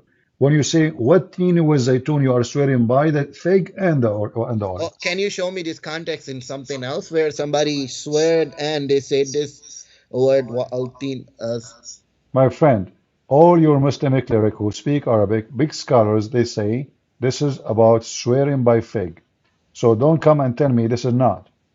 We can open right now any interpretation also you it's wish. like going forward with like Mount Sinai and all that. You said just the tomato. My friend, just to show you how silly you are, isn't it the other verse says Allah He swear by what you see and what you don't see? Yeah. Okay, is tomato is something we see? Yes. Okay, so Allah swear by tomato or not? Oh, I mean everything, not particularly tomato. Like if you just say tomato No, by itself. it's even more horrible because now we swear by everything we see. We see shit. We see potato, we see tomato, we see garbage, we see cats, we see rats, we see cockroaches. He's your God. He swear by everything you see and what you cannot see. So now, don't tell me that he don't swear by fig. It's confirmed. So It's a Allah swear by figurative everything. speech. Allah swear by everything you see. And the other verse confirmed that your God, Allah swear by fig and olive. Fig, olive, mountains, and all that. Uh-huh. Why Allah swear by fig? You are the one who said to It's me, a figurative speech. It's like saying that I like it's a figure again of speech. example It's a figure of statement. speech. So a minute ago, it was a stupid when I said that to If you. you said only tomato, if it was like only by a particular So guys, if it's only tomato, it's stupid. So okay, let me yeah, add salt. Tomato and salt, that's not stupid now? no, if you say tomato, salt, other chemicals, everything that No, you exists, said, yeah, you said, that's you different. said you swear by something very valuable for you, like your mom, your Yeah, dad. You don't swear by tomato. So what is the value of tomato for Allah or fig? well, it's not saying only fig. It's saying it's like it's like a figurative speech. It's like everything that exists, What like the figure of fig, speech? Why olive, he is mountain. swearing by fig? Give me the figure of speech reasoning. Why I swear by fig? What is fig? What is the significance of fig for Allah? It provides nutrition to the people. Ah, so Allah and the Arab they share the same tradition. Both they eat fig. What you said? Allah he ate fig like us. He liked No, no, fig. no. It's for the people. I mean, he's telling it to the people. Like, I Why mean, he Allah don't loves his swear by? creation. Okay, why Allah don't swear by coconut? By what? Coconut. Well, coconut is included. It says seen and unseen. It's like everything that It's exists. included. It's like it's Allah loves His So why you creation. I said mean, to you know me? that Why you said to me? It's silly to swear by tomato if because it's you said included. particularly tomato. If you said Well, Allah only swears here by he tomato, said that would be stupid. he said particularly fig. Well, it says fig and the olive and the mountain. It's like Okay, he putting mentioned he emphasis. mentioned only three things. Go down. What it says after that, That's it. Okay, speak about. Here we go. He's mentioning the Mount of Sinai, and this is yes, the territory of Sinai. That's it. Okay, and and go down. What it says okay, after that, that's it. and land. Yeah, the land of Sinai. That's it. So, what does it have to do with God? And why God he swear by it? Is it like is that his God is there? I mean, it's like Arabic is like that, Why he where don't you swear? Why he don't swear by the Kaaba? Which one is more important for it's for Allah? the people. He's Which speaking one to a is more certain important? Okay, which one is more important for the people, fig or the Kaaba? Kaaba, but it's in the context of that people who are listening to this What probably they what liked fig. what contact? Those are people It's in probably Mecca. they were the ones who were producing fig and olive. So Those are people in Mecca. They never been in Sinai anyway. And by the way, why he is saying the word wrong? It says Sinai in English. It says Sinin in Arabic. Since when Sinai is Sinin? Sinin have nothing to do with Sinai. Since when? can we talk Same, about Christianity? same time, the word Tur is not Arabic word. You see the word Tur? Since when the Yes, word Tur is an Arabic word? Tur is not an Arabic word. This is an Aramaic word. Arabic is mixed of different. I mean, it's a So Arabic it's Arabic like a is desert mixed. Okay, language. thank you. So Arabic is mixed. So why the Quran saying this is a pure Arabic if the Pure Arabic is not Arabic is a Arabic? mixed language. It's Pure I mean Arabic all is a mixed languages have, language? for Guys, example, hold on, guys. Did you hear this? Pure Arabic is a mixed language. That's mean the word pure is false. no, no, let me tell you. For example, Hindi, right? We don't have word for bridge. We don't have word for guitar. So we use English words because those are not existent No in problem. But Hindi. when you say this is a pure Arabic, and then you say to me that Arabic is never exist as Arabic, it's a mixed language. This is Well, so you that can say is mixed is so you cannot say it's a pure Arabic because simply the word pure does not fit. It's not even there. There's no pure Arabic. that. I mean, if the word doesn't exist in Arabic, then what would you want to what you want to be So are used? you saying to me Allah, he could not find the word in Arabic to use it, so he have to borrow words from other languages. It's. And I mean, yet, all languages are the same. They're no, like okay, hold on. So when Allah he took words from other languages, does yeah, that make the Quran clear or unclear? it makes the Quran complete. So some words No, that focus with me. Does it make the Quran clear or unclear? makes it clear. Okay. So I want to ask you to tell me what is the first verse in chapter 36, verse number 1? Gotta search. Hold on. Hmm. 36. You said Yasin. 36. Yasin, yeah. What is the first verse mean? Remember, Yasin. you are the one who said to me, it's make it clear. So I have to go with you now. It's clear. So now the clear Quran, and now Allah is borrowing words from other languages. How that clear to you? Give me the answer. What that word mean? Yasin. What does that mean? Yasin is said to be like certain words are put there to protect them from. Really? It's a Yeah. certain word. It's a what? It's a certain word. I'm asking you Yeah. what the word Like is. Alif Lam Listen, Mim. listen. You said to me that when Allah He borrow words from other languages that make the Quran clear. What that word mean? If it's clear, go ahead. Yasin. Yeah, Yasin is not from any language that exists on the earth. no, it is. The Muslim scholars agree that this is a Syriac word. What it means? Like yeah. Yeah is a word mean God. Sin is the moon god. That is your Okay, God. show me what scholar says that he's saying moon god. Yeah, moon. I mean, God, moon god. Where No, does it say that? we know that Yah is a word mean God, and sin is the name of the God. No, like you said, Islamic scholar agree to that. Okay? Where do they agree? Muslim scholars they say wrong information. They agree that this is an Aramaic word, but they claim that it's mean a human, which doesn't make sense. So here we go. This is Ibn Abbas, the cousin of your prophet. He said that this is the word from the Syriac language. Do you see it? And I can't read it to you. Okay. Hmm. Uh, Abbas saying the Creator glorified mentioned Yasin. Is his understanding? It's not like 100% because humans are Okay, infallible. hold on. Who care about They'll his understanding, your understanding? You Muslims are really crazy. You told me that when Allah He borrow a word from other language, still the Quran is so clear. But now what you just said, that his understanding is wrong, so obviously the Quran is not clear to the point Oh, that the this. cousin, hold on, to the point the cousin of Muhammad himself, he got the meaning wrong. And now you do not know what it means. So now tell me, as long the Quran is so clear, Yeah. how come each one of you have different answer for the same word? Because there's certain, I mean, even in Quran actually says that certain words are not to be, they're there to, it's like a protection against, uh, like how other books were corrupted, like Bible. So now if we have this word there, nobody can corrupt the Quran no Yeah, more. it's to protect it from Hold jinn on. and shaitan. How in the word that works? So if you put Yasin there, so if I take this word now and I put it in the Bible, nobody can corrupt the Bible. No, no, no. Like it's like um I mean, it's what do you mean? Like it's not that. It's how it's devised. You Muslims are really funny. Hey, by the way, I have four books. I decide from now on to take the word Yasin and put it in the beginning of every book of mine. Why? Because I don't want anyone to steal my books or corrupt them forever. I just put Yasin. It's a I protection, mean, bro, protection. it's a metaphorical matter. Ah, metaphorical of what? Go ahead. I mean, listen, you do believe You know in the funny jinns, thing right? about you. You keep saying to me, "I mean," when you mean nothing, because you keep saying to me, you keep jumping from place to place. A second ago, it's protection.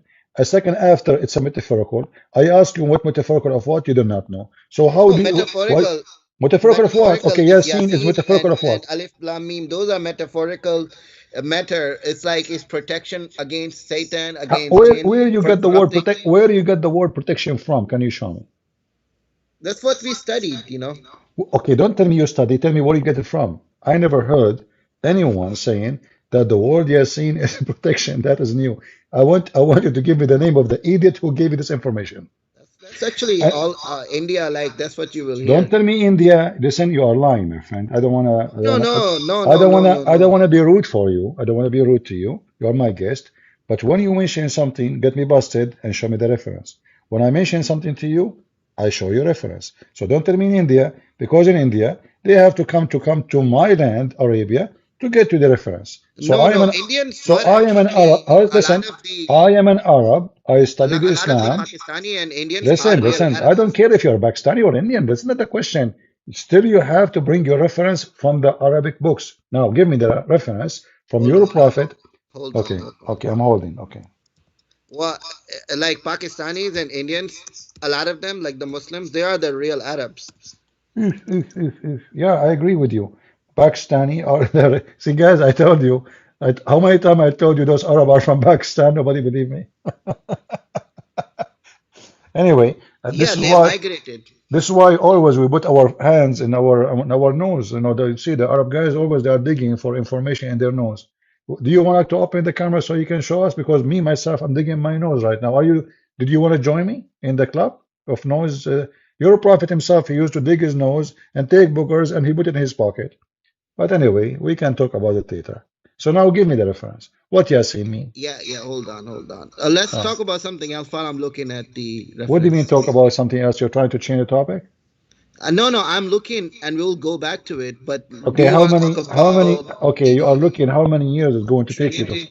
how many years is going to take you to find it? Less than a year. Ah, so in a year from, so you want to talk about the Trinity until the coming year? We can. It Ah, shouldn't okay. take that long. Okay, let's talk about the Trinity. So why Allah, when He started the Quran, He says, in the name of Allah, Bismillahir Rahmanir Rahim. Why three? Bismillah Rahman Rahim. Why three? Because he's saying Allah is giving his qualities. It's like in the name of Allah, most gracious, So the Rahim, quality of Rahman and Allah, Rahim. okay, so the quality of Allah is in number three, you are saying to me. Coincidence, yes. Why the quality of Allah will be affected if it's only two or one? What you said? Huh? What? Can you repeat that? Okay. I ask you why Allah, He say three. He described Himself in a three description. You said to me that this is the quality of Allah coming in a three things. Why No, three? no, it's not quality of Allah to come in three things. It's like it's saying He's the most gracious, Rahim, and He's the most Rahman, and those are the qualities. It's just He's What the? just Well, okay, hold telling on. you if you read this, He's the most. First of all, where is the word most in the Quran? Can you show me? No, I mean Rahman. What is Rahman? What is Rahman Rahim? is not the most. Rahman mean merciful. Yeah, Okay. Where is the word most? Why you Muslims Ar add the word? Rahman, Ar You Rahim. see, you said to me that you Muslim, you preserve the Quran, and even the word Yasin preserve the Quran. But look what you did. You just add the word most. It's not there. No, There's Ar no most. Rahman, Ar Rahim. Like Okay, how the the word Ar-Rahman became the most? Do you see the word most merciful? Ar-Rahman is merciful. Most is coming from where?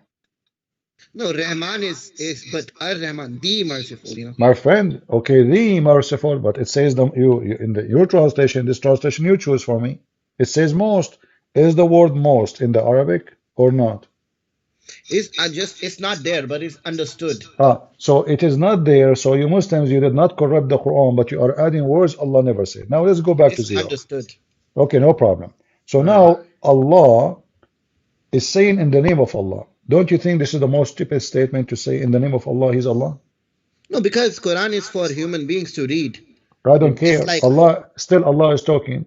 If don't Allah, okay, okay. I want to listen, ask you this. Don't you listen, sometimes say now, Christian Prince does this? no, I never say such a Christian Well, prince because I have your no, videos where you, that will be stupid to say Christian prince says that if I'm the Christian prince. yeah, you do say that sometimes. Like I heard it No, myself. no, I don't say that. Or like this is Christian Prince friends, like something like this. No, I say at the end, this is your brother Christian Prince was serving you for today. Thank you very much. That's all. I don't say in the name of Christian Prince. So how your God is talking, he say in the name of Allah, but he's Allah. For there are two reasons. Number one is that Uh-huh. he's Allah. He's not human being. So what he Well, does that's is even not the more, same as. that is even more stupid because I'm if going. he, oh, no, hold on. If he is Allah, you don't say in the name of Allah. He's Allah. Is Allah is a name or not? It's a No, name. no. Allah is not a name. It's Ah, like even pre-Islamic Arabia used okay, to hold on, call hold on, God hold on. Allah. It's just a God. Okay, hold on. It's like Allah, Allah. hold on, hold on. I mean, who is the stupid here? Why it says in the name of Allah if it's not a name? So why you are adding the word name? I mean, what do you think Bismillah means? Hold on. Don't tell me what do you think. You just said it's not a name. So why the stupid Allah saying in the name of Allah if it's not a name? I mean, you know English, right? When You you know say I don't in know the name, English. I don't know English. Don't change the topic. If Allah is not a name, so why Allah say in the name of Allah if Allah is not a name?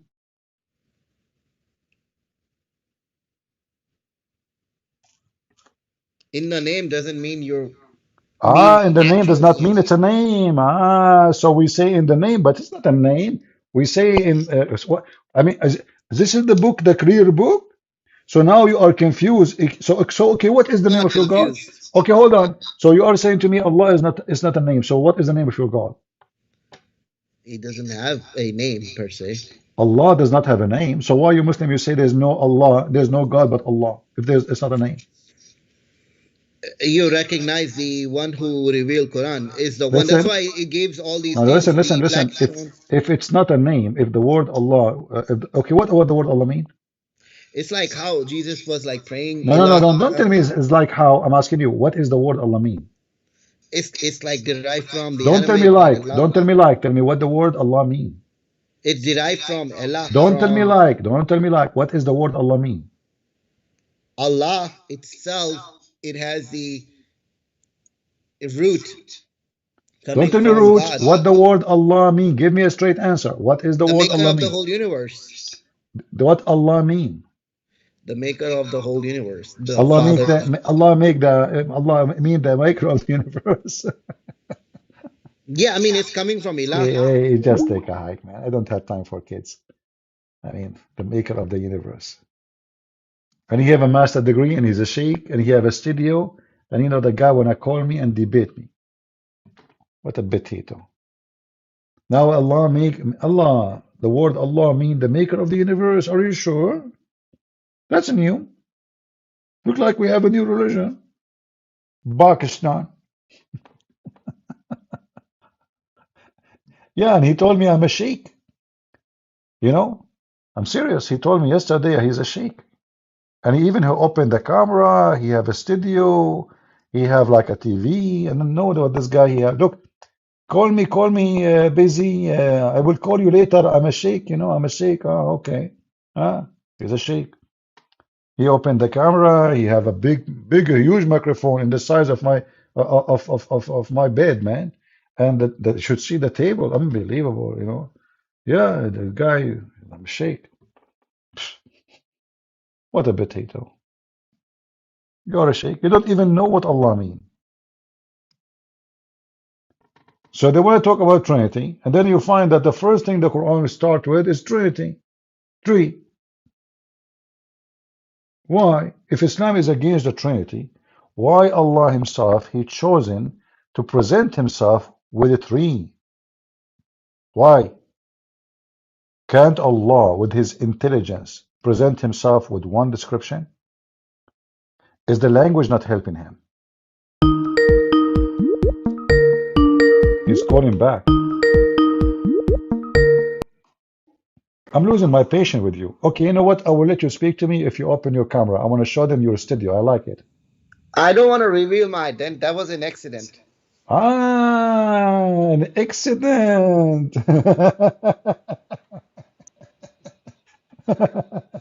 Yeah, by the way, as long as it's an accident, let us talk about. Is that okay if we talk about accident? Well, we were talking about Trinity. You want Yeah, to yeah, we change were this? talking about you did not give me the answer. Obviously, you do not know what Allah mean. So let us I talk about so let us talk about okay. accident. Let us talk about accident. So when Yeah. Allah He sent His angel Jibreel to Muhammad, was Mhm. it an accident that Jibreel He squeezed him 3 times? He didn't And squeeze him. He shook him, no, like no, make him wake. no, no, He squeezed him 3 times. Remember, we're talking about Trinity. So look at religion. Allah He start with 3 names. Angel came to Muhammad. He squeezed him 3 times. He said to him, read it 3 times. Is that correct? Like I say, three has a significance in No, no, Islam, no. of Don't tell course. me how significant. You tell me why. Why three? I thought you Muslims are religion of Why? Because oneness. it's what Allah's will. Okay, now Allah will. So that means there is something serious about number three. So why, when Muhammad he become a prophet, he could not be activated as a prophet except, is it like maybe the angel he was squeezing him saying, in the name of God the Father, first time, then he squeezed him in the name of God the Son, second time, and then he squeezed him in the name of the Holy Spirit, third time? Otherwise, Holy tell me, Spirit is hold Jibreel on, himself. don't go there.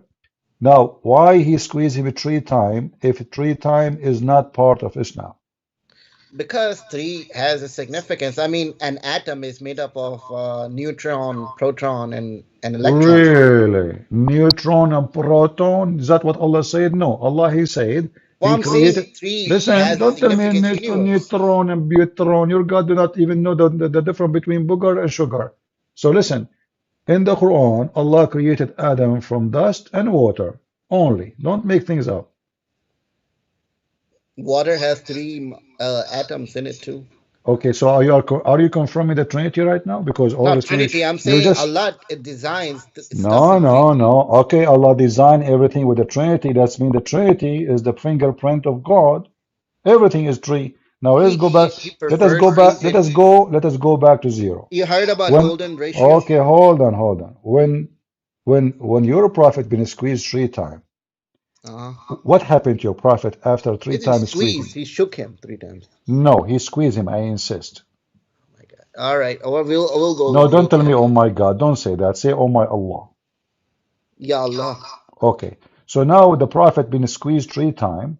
What happened after 3 times squeezing? He shook him three times to Did you say make. he shook him? Shook him? What does Yeah. that mean? What do you mean he shook him 3 times? I mean, you don't know what shook, like shake.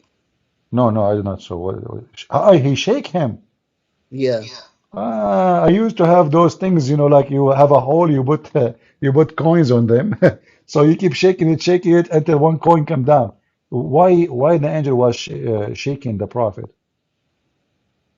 To like make him. It's like awareness. I mean, it's not like a type of shaking when you shake a person. It's more like, hey, I'm here. Oh, he am here. I mean, the guy in the front of him, you do not need to shake him. Because he did not know what he's actually seeing. I mean, you know that stuff, Does man. it Come on. say, does it say Moses that, had. does it say, you said to me, he did not squeeze him. Did it say that he could not even breathe, your prophet, when he starts squeezing him? Yes or no? It's not like, see what, like if you see a ghost, right? Or if you Ah, see some kind but of but the ghost, but okay, did he see a ghost or he saw a man?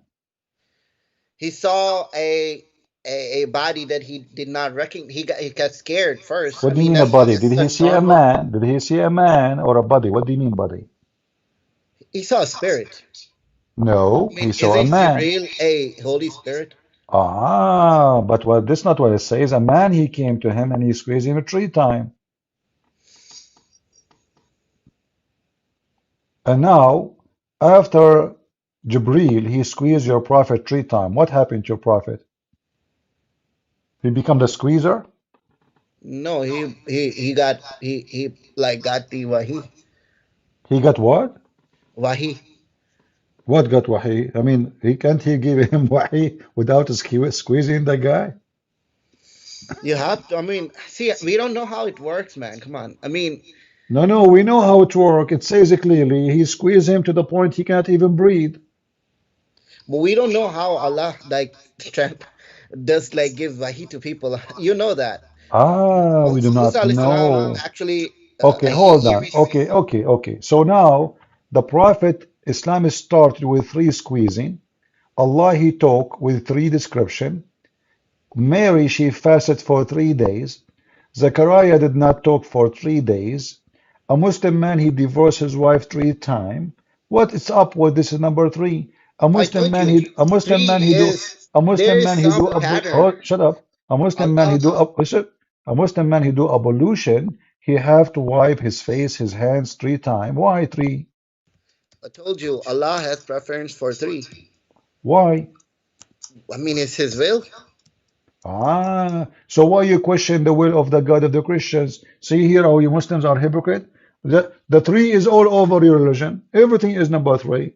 And then the second we question you, you say it's his will. Okay, so why you question the Trinity of Christianity if this is God will? God will is to be three and one at the same time. How come you question it here? You Because don't Allah question it says there? He's one. He's Okay, Ahad. hold on. First of all, you said to me, Allah, he said his one. Where he said that? Qul huwallahu ahad. That's false. It doesn't say one. It says ahad. Ahad mean one off. No, Ahad means like No, ahad mean one. one off. Type the word ahad in the Wahid, search. Wahid means one. Listen, no. Okay, wahid mean one. Thank you very much. Wahid, one. Ahad mean one off. I will type the word ahad for you in the search engine of your website. And here it says ahad. All those verses, it says ahad. All of them, if you click at any of them, ahad mean one off. Chapter 2, verse 102, it appeared twice actually. Chapter 2, verse 136. Chapter 2, verse 85. 285. Chapter 3, verse number 37. Chapter 3, verse number 84. Chapter 3, verse 153. Chapter 4, verse number 43. Chapter 4, verse 152. Chapter 5, verse 6. Chapter 7, verse number 80. Chapter What's 9, your verse point? number 6. Chapter, shut up. Chapter 9, verse number 84. Chapter What's 9, your verse point for 27. this? So all of those, it says ahad mean one off. I mean, do the translation of 984.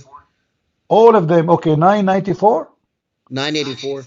Doesn't matter. Ahad mean one off. So you Muslim, you lie when you say ahad mean one.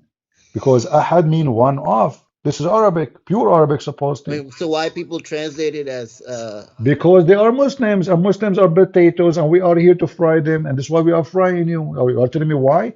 If all the Quran have the word ahad all over and mean one off, how in the word only in that place mean one, not one off? It's a fabrication. So you're a I stupid mean, prophet. if you Hold go on, hold to on. You're a prophet. He took this phrase from the Bible. O Israel, your God is Echad. This is Ahad, Echad. Echad does not mean one as a person. Echad mean a unity. This is why you Muslim, you believe in Tawheed. Is that correct? can you repeat that? Do you believe in Tawheed? Tawheed, yeah, of What course. the, okay, but isn't it Tawheed is unifying? It's in even in like Old Testament. No, no, Your no, God no. is Hold on, one. hold on. Okay, yeah, Old Testament. Thank you. So now, if Allah is one, why you are saying unifying Allah? How you can unify or unite Allah if He is one?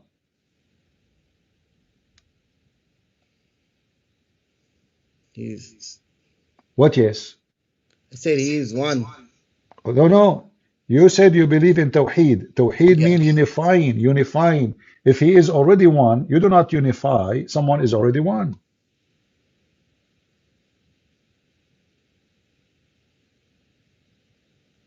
I don't get it. You will never get it because you are Abdul. If he is one, how I say I believe in Tawheed? Tawheed mean unifying. Like I will make a sentence for you in Arabic. توحيد الدول العربية. توحيد الدول العربية mean unifying the Arabian state. Okay, so Arabian state now are Tawheed divided. means Oh, shut up, unification shut or up. union. Unification, thank you very much. So Tawheed mean unification. So how Allah is one, but you believe in unification of Allah?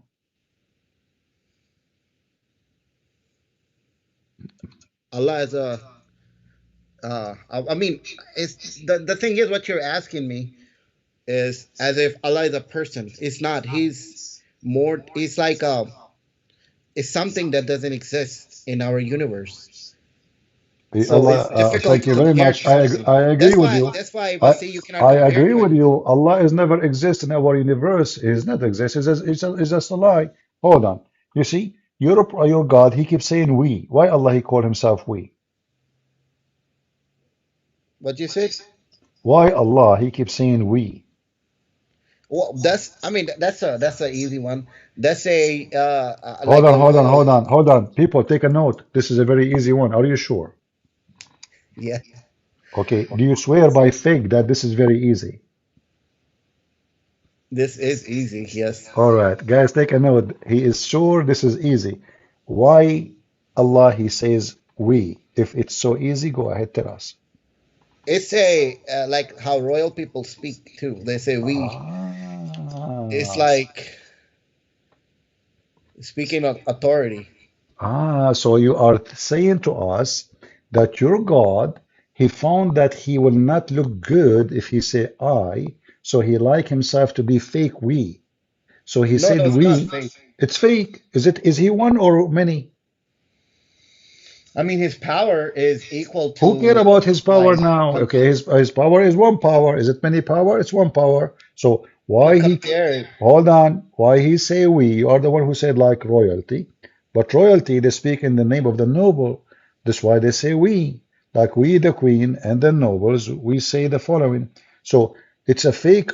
Is your God Allah is again unifying a kingdom, and He is just the head of the kingdom, chosen by the noble, who they are just like Unifying Him.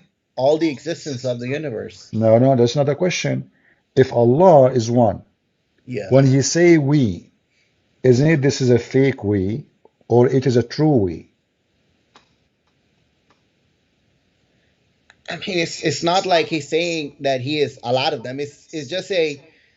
It's like when a person of authority speaks. It's like your parents speaking to you. They're gonna speak in a certain way to you. Ah, so Allah, He found that His authority is shaky if He say No, I. it's not. Okay, so why Not He? shaky. You are the one who said to me He chosen we to Yeah. make Himself like royal. So No, no, He not like royal. He is more than royal. So we is no, suited no, for He is his. not. He is not. He chosen the same as royal. You are the one who chose that word, not me. He's more than royal. He's not. It's like If he way is more more than than royal, anything. then he will I mean, not be. okay. If For he is example, not, why do you say he if to he yourself? if he is more than royal, he do not need to copy the royal. You don't copy someone is less than you. You copy nobody if you are higher. Your Yeah, God exactly. is it's you exactly. It's you who chose to me to say like lawyer or royals because simply he is copying the royal. So he is copying someone lower than him because he don't feel good if he say we. If you don't say we, it's not right. So Allah he say It's a we. it's a weak point. Like, come on. I mean, okay. So what if he's Okay, saying okay, we? If he's okay, saying Mister. I, then you would say Listen, like, oh, listen. he's Okay, weak then. no, no. Just to tell you. So it's a weak point that because Allah is weak, because if Allah is confident about Himself being higher than royal, He do Yeah. not need a stupid word in Arabic to make Himself equal to law. So you would say if you were to like talk to Allah, you would say, why did you say we? Why didn't you say I? Do you think that's good like argument? I don't believe No, in you no, it's not because a you good say argument we. because you cannot talk to Allah is nobody. But look, hold on. So what do you say now? Like Allah, when He say we, He's trying to be like royal. What about when He say, if we would like to take a wife, we will take it from ourselves, Yeah, us. that's an easy one too. Ah, easy. Who is us? Go ahead. First off, he was like mocking Christians. Ah, he is mocking. That's a Yeah. good one. So he was mocking himself? Making fun of you guys. He's making fun No. of your idea No, he and is he's saying joking. if no, he said if we would like to take a Yeah. partner, a wife, we will take it from us. So Yeah, if yeah, yeah. Allah is one, who is us? He's just joking. He is making fun of you. He is joking. Allah the Yeah. Joker. Nice to meet you, Allah. Since when Allah He practiced the profession of a joker in the circus? No, like he's mocking you. He's saying that, You in are a you mocking way, that no, that's what he you is consider not that God would no, need a he is wife. not mocking. Respect your God, please. He is mocking himself because he didn't say ha ha ha ha. He says, had we intended to take someone as a partner, we have take it from us. Yeah. Okay, us who? Like I said, this is just a mockery of people who think that, that Okay, God would are you reproduce. making mockery of your God, giving false interpretation? Because I'm nobody in not the Quran, mocking. That's how not it is. I mean, you can read, nobody. Okay, you can. all right. Listen, give me the interpretation of one person says this is a mockery. Hold on. Let me search. Uh-huh. Do you want 1 year or 2 years? No, 1 year should be enough. Okay. Okay, if you could not find the interpretation you are saying, do you promise me to open your camera? I want to show people how big your office, man. I Sheikh, don't want to reveal my identity, man. I was just so trying this so out. are you Somebody saying to recommended me. me your name Abdul Hamid is a fake and this image, this picture is a fake image, right? Yeah, Because I saw the one I saw in the camera, it wasn't this guy in the screen.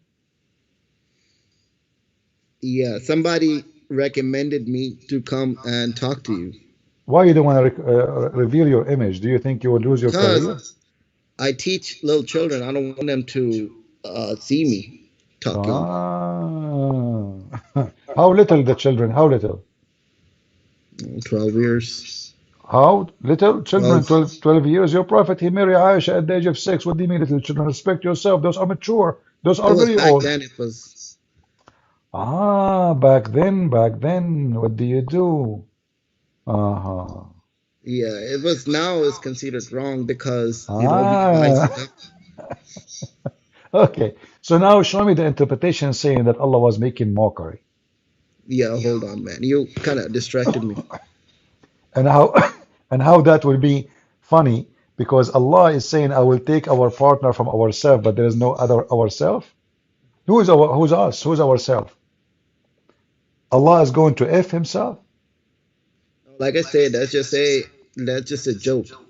Okay, hold on. If I show you the interpretation from your scars, what do you do? Are you willing to jump, do It's monkey their dance? interpretation. No, I will show you interpretation from all the scars you wish. All of them, they got your prophet busted. It says that he said if you would like to F a female, this female, she will be from the hur or the angels. Yes or Yeah, no? that's a mockery. That's like making fun of you. No, he didn't say mockery. He said if we had. Why you are adding things is not there? I mean, the interpretation is there. Never say it's a mockery. You are making things up. I have to go, and I will talk to you later. What do you mean you want to go? Are you making a mockery of yourself now? No, I'm not making mockery of myself. I No, have no, you to. are making a mockery. It says, had we worship, had we decide to take a partner, to F her, we will take her from the black-eyed hoary or Yeah, the that's. angels. I Your mean, you can God, hear listen, the listen. sarcasm. This is Your God is going to have sex with Jibreel. no, this is sarcasm. This is All he's right, no, sarcastic. here we go. Read with me. It says, Tafsir ibn Abbas, the cousin of your prophet, he said, if we had wished to have a pastime, if we wish to have a daughter, and it says to mean to wish to have a wife, also said it's mean if we wish to have a children, we have found it in our presence, Allah from us, from among the Medians. So the Yeah, Medians that's the are, joke. no, this is not a joke, this is serious. Why you are saying joke? Respect How yourself. how do Shame you on know you. this is serious? Like, do you sound it sounds serious to you that God will find from the maidens Do of you paradise? see, It's, of course, did it's you sarcasm, see, man. did you see anywhere it says this is a joke? Read carefully again. This is Tafsir al-Jalalain. Had we desire to have some diversion, which provide diversion in the way of a partner or a child, we would have found it with ourselves from among the beautiful eyed houris or Yeah, the angels. Is that a joke? yeah, that's a mock. That's he's mocking you. He's being sarcastic. Mr. Sarcastic. You don't want to reveal my identity because I teach children.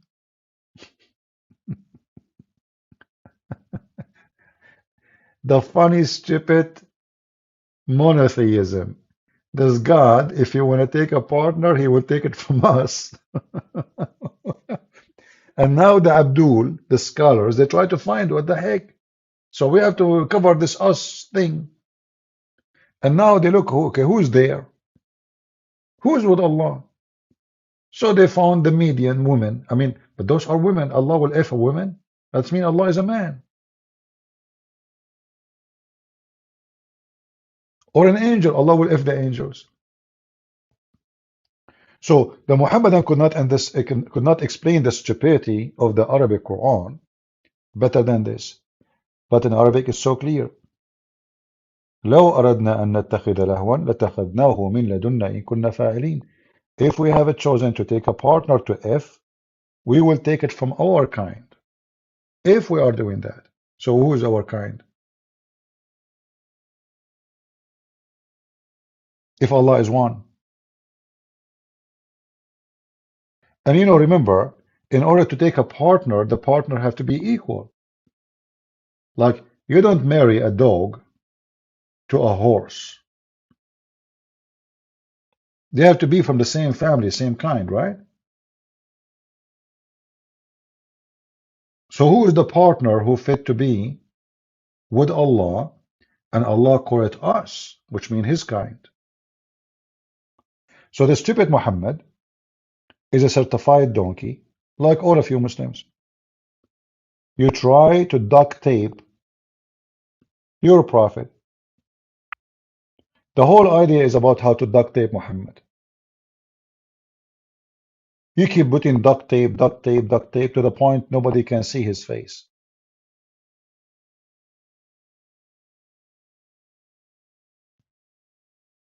The duct tape religion. The whole idea of monotheism in Islam is silly stupid. However, we are monotheists, not you. Isn't it Jesus says, me and the Father is one? Is that correct, guys? We don't have many gods. We have one God. Isn't it Jesus says, the one who saw me, he saw the Father? So Trinity simply is not about three gods. It's about God in three persons. And if God cannot be three and one at the same time, well, he cannot be God. Because who is going to tell God what he can be, what he cannot? He's almighty. The word almighty means he can be wherever he wants. The Bible makes it so clear. Nothing is impossible with God. So if your God cannot be three and one, that's because your God is a potato. My God, he can. My God, he can resurrect people from death. My God, the Messiah, according to Mufti Menk, he waved his hands. He just waved his hands, and thousands of people, they are healed. Just waving the hand. You're a prophet, he waved his hands, women disappear. Children kidnapped.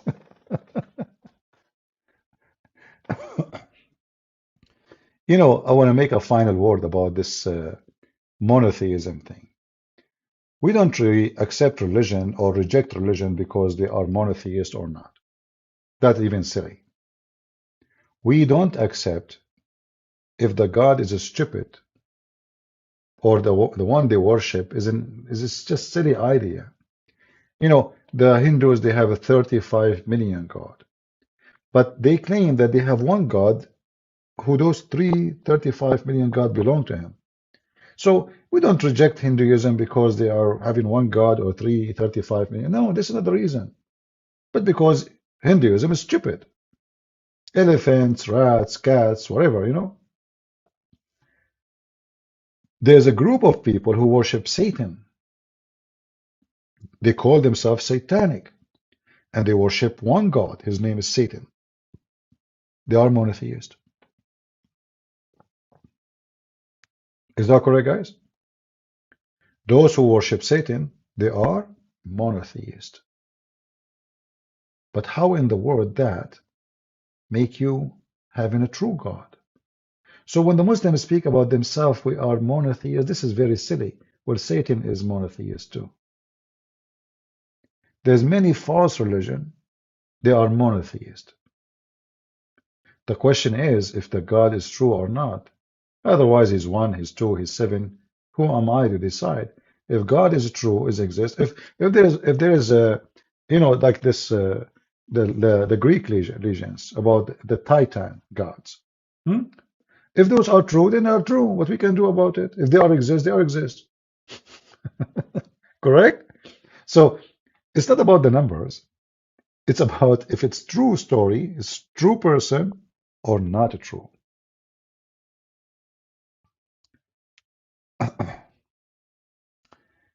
Anyway, so I hope today we have a good time.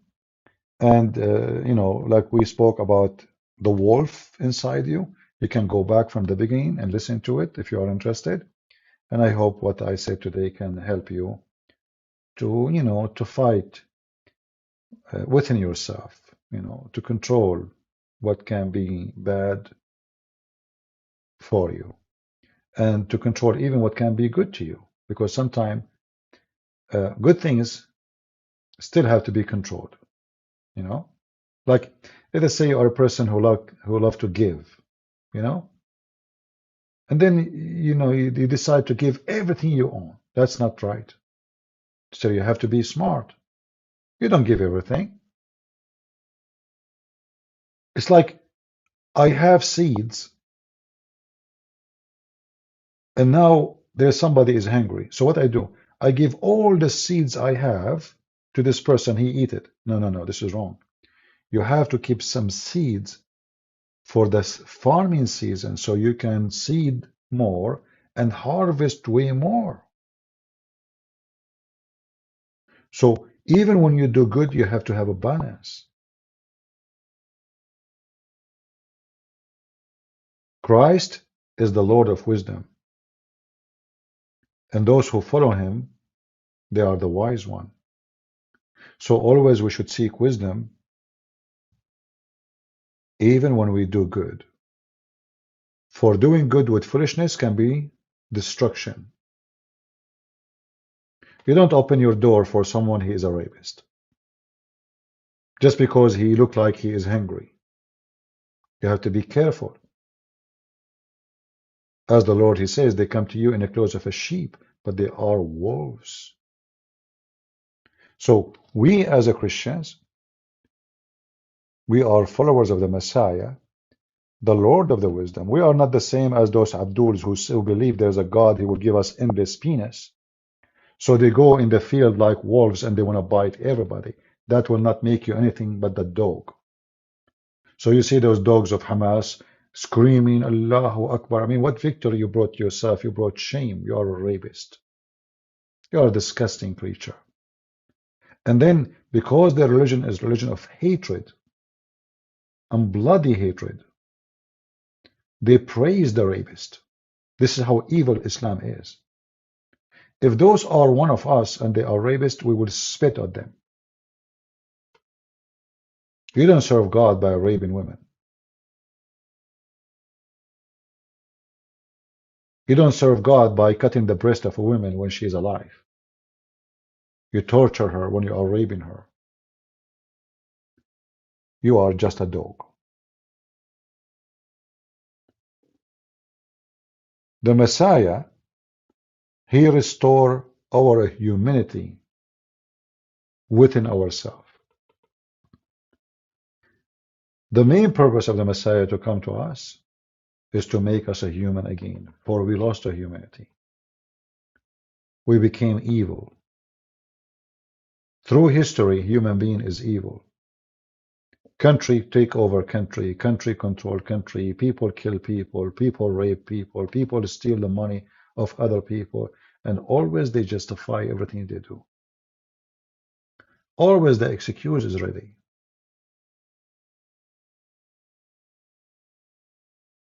With the Messiah, we are able to control the beast within us. However, remember one thing. You are allowed to be a lion when it is time to be a lion, which means when a beast comes to your door to rape your wife, to kill your family, to take over you, then you should use your teeth. For that beast, understand the language of beast only. And you have a duty to protect yourself. So you will be the lion of Judah. You are peaceful, yes. Loving, yes. But what it's come to defend and rescue the weak, defend the weak, you must turn yourself into a lion. And you rip the beast apart to rescue the weak, to rescue the women, to rescue the children. Christianity does not teach you to be a coward. Christ will not welcome you in heaven if you are a coward. The man who witnessed a crime and he do nothing to stop it, he is partner of it. And that is not us. May the Lord bless you all, and until we see you soon again, God is good, so is Jesus. And please feel free to watch the video from the beginning about the wolf inside you. God bless. This is your brother Christian Prince was serving you humbly for today. And by the way, thank you for not even making a comment. Thank you for not sharing the link. I mean, from their fruits you shall know them. I do my part. And then you will see somebody, he is making silly, stupid video. He have 100,000 view. And us who spend our time doing our best to teach and share, lose my vision looking at the stupid screen. We got no support. We don't want your donation. Don't donate. At least make a comment. It doesn't cost you money.